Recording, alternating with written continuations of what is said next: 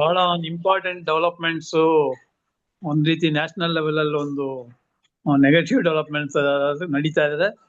ಕರ್ನಾಟಕದಲ್ಲಿ ಒಂದು positive developments ಒಂದಂದ್ರೆ ಒಂದು ಹೇಟ್ ಪಾಲಿಟಿಕ್ಸ್ ವಿರುದ್ಧ ಒಂದು ಮಸೂದೆ ತಂದಿರೋದು, ಮತ್ತೆ ಸೋಷಿಯಲ್ ಬಾಯ್ಕಾಟ್ ವಿರುದ್ಧ ಒಂದು ಮಸೂದೆ ತಂದಿರೋದು. ಈ ಈ ಒಂದು ಪಾಸಿಟಿವ್ ಮೆಜರ್ಸ್ ಬಗ್ಗೆ ಚರ್ಚೆ ಮಾಡೋಣ ಅಂತ ಮತ್ತೆ ರತಿರಾವ್ ಸಜೆಸ್ಟ್ ಮಾಡಿದೆ ಆಕ್ಚುಲಿ ಇದು. So we discussed and fortunately we found a good speaker in Mr. Sivamanidhan, who is an advocate and also an activist. So ಅವರು ಈ ವಿಷಯದ ಬಗ್ಗೆ ವಿಷಯ ಮಂಡನೆ ಮಾಡ್ತೀನಿ ಅಂತ ಒಪ್ಕೊಂಡಿದ್ದು ನಮ್ಗೆ ಬಹಳ ಸಂತೋಷ. First of all I welcome Sivamanidhan on behalf of Friday Forum to this forum, and let us keep in touch ಅಂತ ಅವ್ರಿಗೆ ಹೇಳಿ, ಇನ್ನು ಮುಂದಿನ ದಿನಗಳಲ್ಲಿ ಅವರಿಂದ ಇನ್ನೂ ಹೆಚ್ಚಿನ ವಿಷಯಗಳನ್ನ ನಮ್ಗೆ ತಿಳ್ಕೊಳ್ಳೋ ಒಂದು ನಿರೀಕ್ಷೆ ಇದೆ. ಇಟ್ಟು ಹೇಳ್ತಾ ಎಲ್ರಿಗೂ ಸ್ವಾಗತ ಕೋರಿ, ಶಿವಮನಿಧನ್ ಅವರ ಬಗ್ಗೆ ರತಿರಾವ್ ಅವರು ಒಂದೆರಡು ನಿಮಿಷದ ಸಂಕ್ಷಿಪ್ತವಾಗಿ ಒಂದು ಪರಿಚಯ ಮಾಡಿಕೊಡ್ತಾರೆ. ಆ ನಂತರ ಅವರು ತಮ್ಮ ವಿಷಯ ಮಂಡನೆ ಮಾಡ್ತಾರೆ. ಒಂದು 30 to 40 minutes ಅವ್ರ ಪ್ರೆಸೆಂಟೇಶನ್ ಆದ್ಮೇಲೆ ನಮ್ಮ ಪ್ರಶ್ನೆಗಳಾಗ್ಲಿ ಅಭಿಪ್ರಾಯಗಳಾಗ್ಲಿ ನಾವು ಹೇಳ್ಬೋದು. ಇಟ್ಟು ಹೇಳ್ತಾ I will hand over the space to Ratirao. Thank you Diwakar, it was very nice. Actually Sivamanidhan ನಮ್ಗೆ ಪರಿಚಯ ಇರ್ಲಿಲ್ಲ. ನಾನು ವಿನಯ್ ಶ್ರೀನಿವಾಸ್ಗೆ ಕೇಳ್ದೆ, ಏನ್ ಮಾತಾಡ್ತೀರಾ ನೀವು ಇದ್ರ ವಿಷಯ ಅಂತ. ಇಲ್ಲ ಶಿವಮನಿಧನ್ ಅಂತ ಇದ್ದಾರೆ, ಅವರು ಒಪ್ಕೊಂಡ್ರೆ ತುಂಬಾ ಚೆನ್ನಾಗಿರುತ್ತೆ, ಹೀಸ್ ಅನ್ ಆಕ್ಟಿವಿಸ್ಟ್ ಅಂತ ಹೇಳಿದ್ರು. ಆಮೇಲೆ ಹೇಳಿದ್ರು ಇಲ್ಲ ಹಿ ಹಸ್ ಅಗ್ರೀಡ್ ಅಂತ. And it's very nice of you Sivamanidhan, thank you for agreeing to topic. It's very nice of you. ಇವರನ್ನ ನಾನು ಹೆಂಗೆ ಪರಿಚಯ ಮಾಡುದು ಅಂದ್ರೆ 2006 ಅಲ್ಲಿ he got the LLB degree from Bangalore ಯೂನಿವರ್ಸಿಟಿನಲ್ಲಿ. he is pursuing his PhD degree. ಅದಕ್ಕೆಲ್ಲ ಪಾಸ್ ಗೀಸ್ ಮಾಡ್ಲಿಕ್ಕೆ ಉಂಟು ಸುಮಾರು ಎಕ್ಸಾಮ್ ಎಲ್ಲ. But he is doing PhD degree at Nalsar University of Law. He is pursuing it. ಅವರ ಟಾಪಿಕ್ ಏನಂದ್ರೆ ಬಹಳ ಇಂಪಾರ್ಟೆಂಟ್ ಟಾಪಿಕ್ ಇದು, critical evaluation of sub classification of reservation in India. I think we need you to talk about this because this is very very important topic. ಬಹಳ reservation ಬಗ್ಗೆ ತುಂಬಾನೇ ಒಂಥರ hot debate ನಡೀತಾ ಇದೆ. So his whole PhD degree is his PhD work is on that. Now he is working for that. He is also an assistant professor at Gujarat Law University till 2015 ತನಕ ಅವರು ಅಲ್ಲಿದ್ರು. ಆಮೇಲೆ ಇವಾಗ legal practitioner at Bangalore now. He is an human rights activist. That's very important for us because we are all activists over here. And it may be, and he says HR activism and the human rights activism, it may be for caste based abuse, it may be for custodial death galu, torture galu, encounter death galu, or it can be honor killing anta. Idella nodlikkure namge I think we have a very good human rights activist amongst us. So I think today's topic is very very interesting, constitutional morality and Karnataka social boycott law. I think ತುಂಬಾ ಇದು ಪ್ರಸ್ತುತವಾಗಿದೆ, ಇವತ್ತು ಇದರ ಬಗ್ಗೆ ತುಂಬಾ ಚರ್ಚೆ ಆಗ್ಬೇಕಾಗಿದೆ. ಸಾಮಾಜಿಕ ಬಹಿಷ್ಕಾರದ ಬಗ್ಗೆ ಅವರು ಮಾತಾಡ್ತಾರೆ. ಅವ್ರೀಗ ಅಲಯನ್ಸ್ ಯೂನಿವರ್ಸಿಟಿನಲ್ಲಿ ಇದ್ದಾರೆ, ಆನಿಕಲ್ ಹೇಳ್ಕೊಂಡ್ರು ಅವರೇ ಕೋಲಾರ ಕಡೆ. ಸೊ ಐ ಥಿಂಕ್ ನಾವು it is over to Shivamanidhan. ದಯವಿಟ್ಟು you can talk, present your presentation for about till 45 minutes like that. You can do you can take more up before 7:45 to 8 o'clock.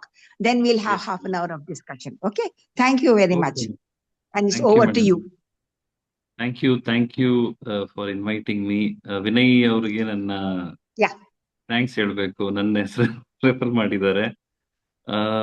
And Friday Forum for organizing this important discussion on social boycott and constitutional morality. ಇದು ಸ್ವಲ್ಪ ಜಾಸ್ತಿ English ಬಂದ್ರು ಪರವಾಗಿಲ್ಲ ಅಲ್ವಾ ಆಡಿಯನ್ಸ್ಗೆ? No problem.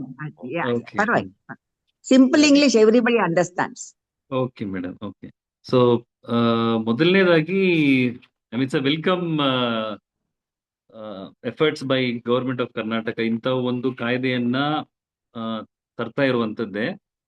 ಭಾರತದಲ್ಲಿ ಮಹಾರಾಷ್ಟ್ರದಲ್ಲಿ ಮಾತ್ರ 2016ರಲ್ಲಿ ಒಂದು ಕಾಯ್ದೆಯನ್ನ ತಂದಿದ್ರು. ತದನಂತರದಲ್ಲಿ ಇಷ್ಟು ವರ್ಷಗಳ ನಂತರ ಮತ್ತೆ ಈಗ ಯಾಕೆ ಅನ್ನೋದು ಒಂದು ದೊಡ್ಡ ಪ್ರಶ್ನೆನೆ. ಮತ್ತೆ ಫಸ್ಟ್ ನಾನು ಈ ಕಾಯ್ದೆ ಬಗ್ಗೆ ಒಂದಷ್ಟು ಕ್ರಿಟಿಕ್ ಅನ್ನ ಹೇಳ್ಬಿಡ್ತೀನಿ, ಅದಾದ ನಂತರದಲ್ಲಿ ಸಬ್ಜೆಕ್ಟ್ ಬಗ್ಗೆ ಬರ್ತೀನಿ ನಾನು. ಮೊದಲನೇದಾಗಿ ಈ ಕಾಯ್ದೆ ನೋಡಿದ ತಕ್ಷಣನೇ ಏನ್ ಅನ್ನಿಸ್ತು ಅಂತಂದ್ರೆ, ತುರಾತುರಿಯಲ್ಲಿ ಏನೋ ಒಂದು ಅಪ್ಲಿಕೇಶನ್ ಆಫ್ ಮೈಂಡ್ ಇಲ್ದೇನೆ ಈ ಒಂದು ಕಾಯ್ದೆಯನ್ನ ಸರ್ಕಾರ ತಂದಿದೆ. It's a welcome effort because social boycott ಅನ್ನೋದು ಎಲ್ಲಾ ಕಡೆ ಒಂದು ಆ, ಎಲ್ಲಾ ಕಡೆ ನಮ್ಗೆ ಕೇಳಿ ಬರ್ಲಿಲ್ಲ ಅಂತಂದ್ರೂ ಕೂಡ ಅದ್ರ ಕಾನ್ಸಿಕ್ವೆನ್ಸಸ್ ಗೊತ್ತಾಗುತ್ತೆ. ಆ, ನನ್ನ ಅನುಭವದಲ್ಲಿ ಈ ಒಂದು ಪ್ರೆಸೆಂಟೇಶನ್ ಮೂಲಕ ನಾನ್ ಮಾಡಿದಂತ ಒಂದು 4 ಫ್ಯಾಕ್ಟ್ ಫೈಂಡಿಂಗ್ ಅಲ್ಲಿ ನಮಗೆ ನಾವು ನೋಡ್ದಂಗೆ ನಡೆದಂತ ಸೋಷಿಯಲ್ ಬೈಕಾಟ್ ನ ಇಟ್ಕೊಂಡು ಆ ಒಂದು ಬ್ಯಾಕ್ ಗ್ರೌಂಡ್ ಅಲ್ಲಿ ನಾನು ಮಾತಾಡ್ತೀನಿ.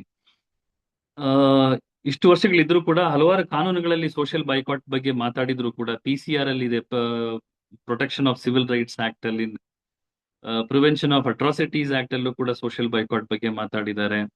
ಮತ್ತೆ ಇಂಡಿಯನ್ ಪಿನಲ್ ಕೋಡ್ ಅಲ್ಲೂ BNS ಅಲ್ಲೂ ಕೂಡ ಅದ್ರ ಬಗ್ಗೆ ರೆಫರೆನ್ಸಸ್ ಇದೆ.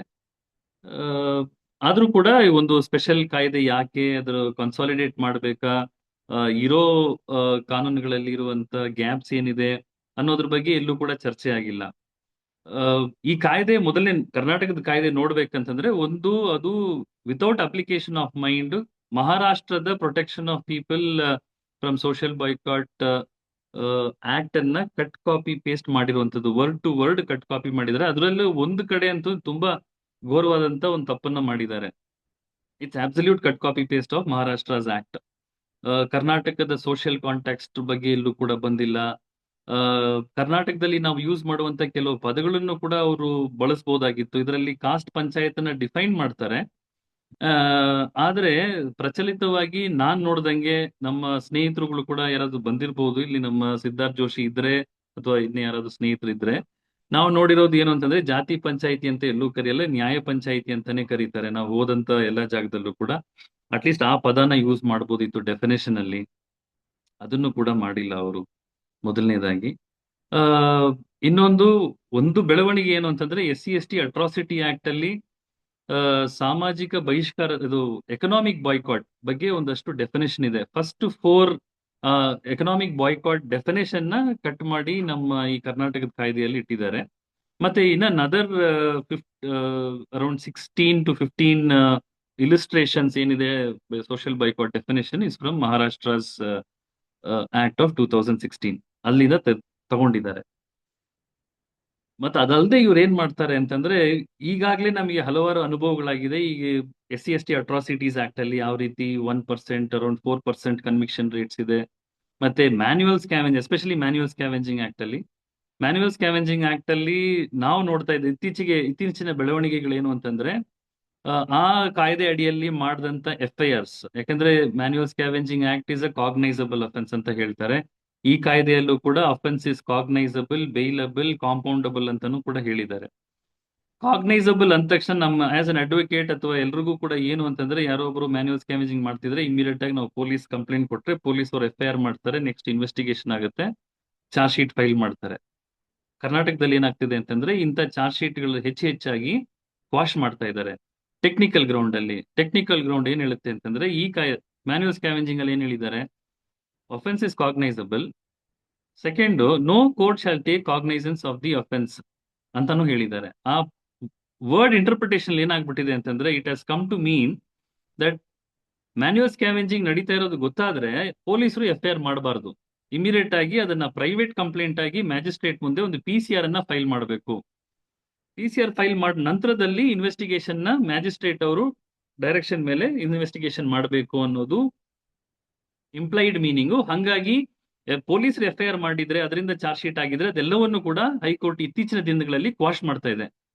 ಸಿದ್ಧಾರ್ಥ್ ಜೋಶಿ ಮತ್ತೆ ನಾನು ಇನ್ನೊಂದಷ್ಟು ಕೆಲವು ಸ್ನೇಹಿತರುಗಳು ಕೂಡ ನ್ಯಾಷನಲ್ ಲಾ ಸ್ಕೂಲ್ ಅಲ್ಲಿ ನಮ್ಮ ಕೆಲವು ಪ್ರೊಫೆಸರ್ಸ್ ನ ಮೀಟ್ ಮಾಡಿ ಈ ಒಂದು ಇದೇನ್ ಡೆವಲಪ್ಮೆಂಟ್ಸ್ ನಡೀತಾ ಇದೆ ಹೈಕೋರ್ಟ್ ಅಲ್ಲಿ, ಅದ್ರ ಬಗ್ಗೆ ನಾವು ಸರ್ಕಾರ ಗಮನಕ್ಕೆ ತಂದು ಸರ್ಕಾರ ಅದನ್ನ ಏನಾದ್ರೂ ಸುಪ್ರೀಂ ಕೋರ್ಟ್ ಅಲ್ಲಿ ಅಪೀಲ್ ಮಾಡಬಹುದಾ, ಅಂದ್ರೆ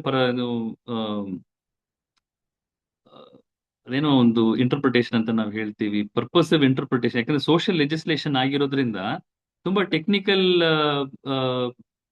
ಡಿಫಿಕಲ್ಟೀಸ್ಗೆ ಅಥವಾ ಟೆಕ್ನಿಕಾಲಿಟೀಸ್ಗೆ ಹೆಚ್ಚಿನ ಒತ್ತನ್ನ ಕೊಡಬಾರದು ಅಂತ ಹೇಳಿ ಅದನ್ನು ಮಾಡಬಹುದು ಅಂತ ಹೇಳಿ ನಾವು ಅಪೀಲ್ಗೆ ಹೋದ್ರೆ ಕರ್ನಾಟಕ ಸರ್ಕಾರನು ಕೂಡ ಆ ಒಂದು ನಮ್ಮ ಇದು ನ್ಯಾಷನಲ್ ಲಾ ಸ್ಕೂಲ್ ಇಂದ ಹೋದಂತ ಒಪಿನಿಯನ್ ಕೂಡ ಅವರು ಬದಿಗಿಟ್ಟು ಇಲ್ಲ ಹೈಕೋರ್ಟ್ ಮಾಡಿರುವಂತದ್ದು ಸರಿನೇ ಅಂತ ಹೇಳಿದ್ದಾರೆ. ಇದು ಈಗಿನ ಜೂರಿಸ್ಪ್ರುಡೆನ್ಸ್. ನಮ್ಮ ಈ ಹೊಸ ಕಾಯ್ದೆಯಲ್ಲಿ ಅದನ್ನು ಕೂಡ ಅವರು ಗಮನದಲ್ಲಿ ಇಲ್ಲದೆ ಅವ್ರೇನ್ ಮಾಡಿದ್ದಾರೆ ಅಂತಂದ್ರೆ, offence is cognizable, bailable and compoundable ಅಂತ ಮಾಡಿ, ಎರಡನೇದಾಗಿ ಅವ್ರು ಏನ್ ಹೇಳ್ತಾರೆ ಅಂತಂದ್ರೆ ಮ್ಯಾಜಿಸ್ಟ್ರೇಟ್ ಮುಂದೆ complaint has to be filed before the magistrate through the police ಅಂತ ಹೇಳ್ತಾರೆ. ಇದು ಮಹಾರಾಷ್ಟ್ರ ಕಾಯ್ದೆಯಲ್ಲಿ ಇರುವಂತದ್ದು. Through the police magistrate shall direct the police to conduct the investigation ಅಂತ ಹೇಳ್ತಾರೆ. ಒಂದು ಕಡೆ ಕಾಗ್ನೈಸಬಲ್ ಅಂತ ಹೇಳ್ತಾರೆ, ಇನ್ನೊಂದು ಕಡೆ ಥ್ರೂ ಮ್ಯಾಜಿಸ್ಟ್ರೇಟ್ ಮೂಲಕ ನೀವು PCR ಮೂಲಕ ಕೇಸನ್ನ ಫೈಲ್ ಮಾಡಬೇಕು ಅಂತ ಹೇಳಿ. So there is one contradiction in that. ಮೂರನೇದಾಗಿ ಏನ್ ನೋಡ್ತೀವಿ ಅಂತಂದ್ರೆ, ಸಂಪೂರ್ಣವಾಗಿ ಅವ್ರ ಅಪ್ಲಿಕೇಶನ್ ಆಫ್ ಮೈಂಡ್ ಇಲ್ದೇನೆ ಇವ್ರು ಏನ್ ಮಾಡ್ತಾರೆ ಅಂತಂದ್ರೆ, ಮಹಾರಾಷ್ಟ್ರ 2006 ಅಂದ್ರೆ BNS ಈಗ ಬಂದಿದೆ 2024 ಇಂದ, BNS has replaced IPC provisions.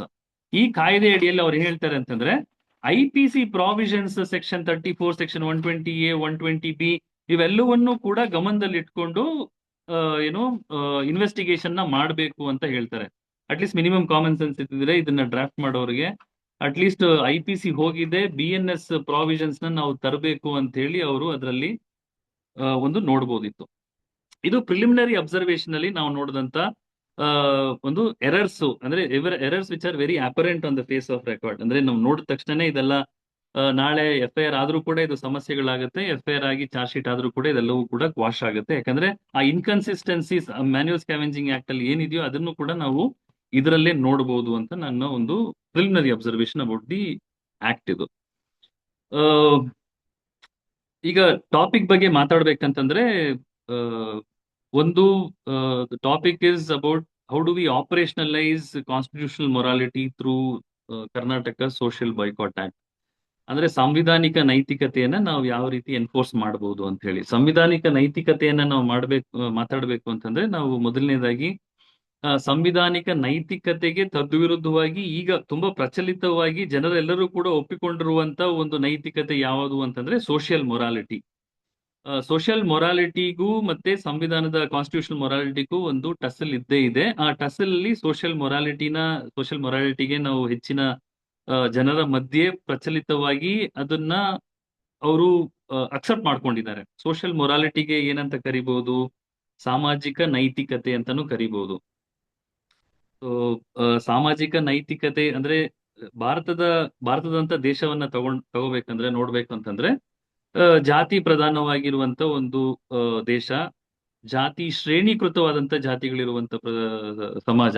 So ಹಂಗಾಗಿ ನಮ್ಮ ಮೊರಾಲಿಟಿನೂ ಕೂಡ ತುಂಬಾ ಶ್ರೇಣೀಕೃತವಾಗಿರುವಂತ ಸೋಷಿಯಲ್ ಮೊರಾಲಿಟಿ. ಸೊ ಶ್ರೇಣೀಕೃತವಾಗಿರುವಂತ ಸಾಮಾಜಿಕ ನೈತಿಕತೆ ಅಂತಂದ್ರೆ, ಇಲ್ಲಿ ಡಾಮಿನೆಂಟ್ ಗ್ರೂಪ್ಸ್ ಅಂದ್ರೆ ಜಾತಿ ವ್ಯವಸ್ಥೆಯಲ್ಲಿ ಹೈರಾರ್ಕಿಯಲ್ಲಿ ಮೇಲಿರುವಂತ ಜಾತಿಗಳ ಮೊರಾಲಿಟಿಯನ್ನೇ ಸಮಾಜದ ಮೊರಾಲಿಟಿ ಅಂತ ಹೇಳಿ ಬಿಂಬಿಸುವಂತದ್ದು. ಆ ಒಂದು ಮೊರಾಲಿಟಿಯನ್ನ, ನೈತಿಕತೆಯನ್ನ ಶ್ರೇಣೀಕೃತ ಅಂದ್ರೆ ಕೆಳಗಿರುವಂತ ಜಾತಿಗಳಲ್ಲಿ ಅದನ್ನ ಇಂಪೋಸ್ ಮಾಡುವಂತದನ್ನ ನಾವು ನೋಡ್ತೀವಿ. ಸೊ ಹಾಗಾಗಿ ಇದೊಂದು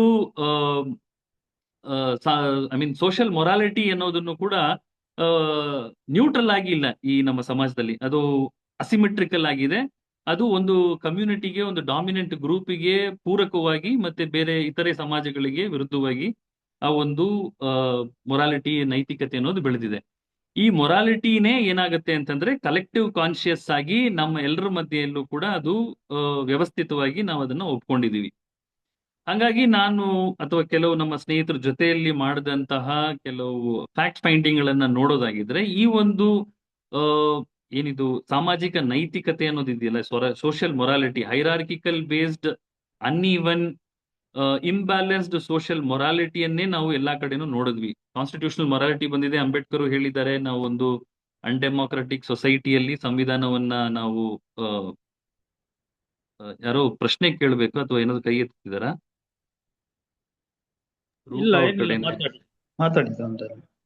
ಓಕೆ, ನೀವೇನಾದ್ರೂ ಡೌಟ್ಸ್ ಇದ್ರು ಕೂಡ ನಾನು ಸ್ಟಾಪ್ ಮಾಡಿ, ಅಥವಾ ಫಾಸ್ಟ್ ಆಗಿ ಹೋಗ್ತಾ ಇದ್ದೀನಿ ಅಂತಂದ್ರೂ ಕೂಡ ಸ್ಟಾಪ್ ಮಾಡ್ಬೋದು.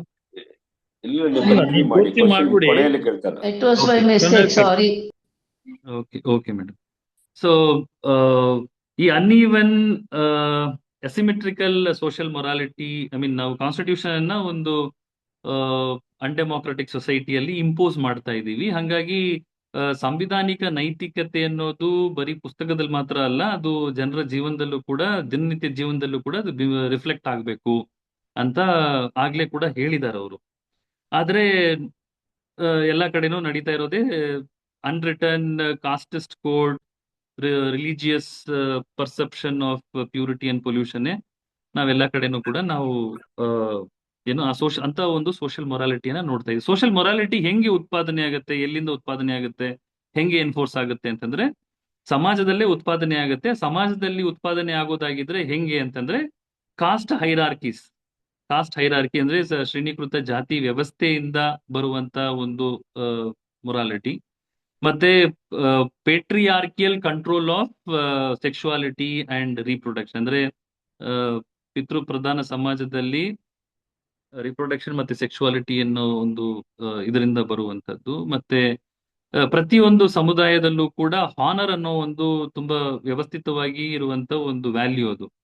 ಹಾನರ್, ಕಮ್ಯುನಿಟಿ ಬೇಸ್ಡ್ ಹಾನರ್ಸ್ ಇಂದ ಬರುವಂತದ್ದು.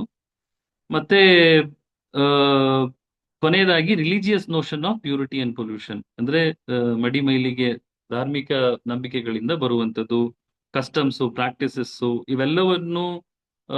ಇವೆಲ್ಲವನ್ನು ಕೂಡಿರುವಂತದ್ದೇ ನಮ್ಮ ಸೋಷಿಯಲ್ ಮೊರಾಲಿಟಿ. ಈ ಸೋಷಿಯಲ್ ಮೊರಾಲಿಟಿ ನಮ್ಮ ದಿನನಿತ್ಯ ಜೀವನದಲ್ಲಿ ನಾವು ಆ ಒಂದು ಮೊರಾಲಿಟಿಗೆ ಅನುಗುಣವಾಗಿ, ಅದಕ್ಕೆ ಒಬಿಡಿಯಂಟ್ ಆಗಿ, ಅದಕ್ಕೆ ಡಿಸಿಪ್ಲಿನ್ಡ್ ಆಗಿ ನಾವು ನಮ್ಮ ಜೀವನದಲ್ಲಿ ನಾವು ನಡ್ಕೊಳ್ತಾ ಬರ್ತಾ ಇದ್ದೀವಿ.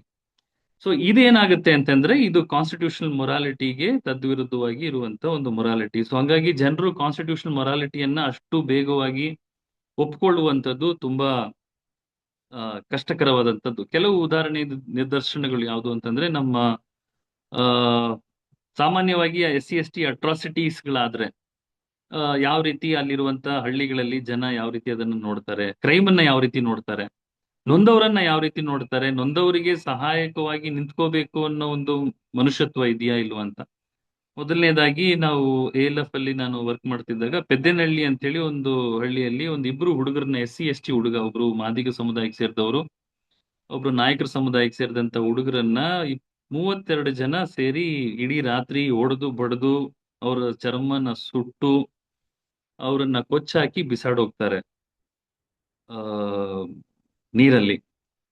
ಬಿಸಾಡ್ ಹೋದ್ಮೇಲೆ ಏನಾಗುತ್ತೆ ಅಂತಂದ್ರೆ ಇಡೀ ಆ ಹಳ್ಳಿ ಜನ, ಆ ಒಂದು ಫ್ಯಾಮಿಲಿ, ಒಂದೇ ಫ್ಯಾಮಿಲಿ ಅದು, ಅವರನ್ನ ಫಾರ್ಮಲ್ ಆಗಿ ಏನ್ ಸೋಷಿಯಲ್ ಬಾಯ್ಕಾಟ್ ಮಾಡಲ್ಲ, ಆಸ್ಟ್ರಸಿಸಮ್ ಅಂತ ಮಾಡ್ಬಿಡ್ತಾರೆ.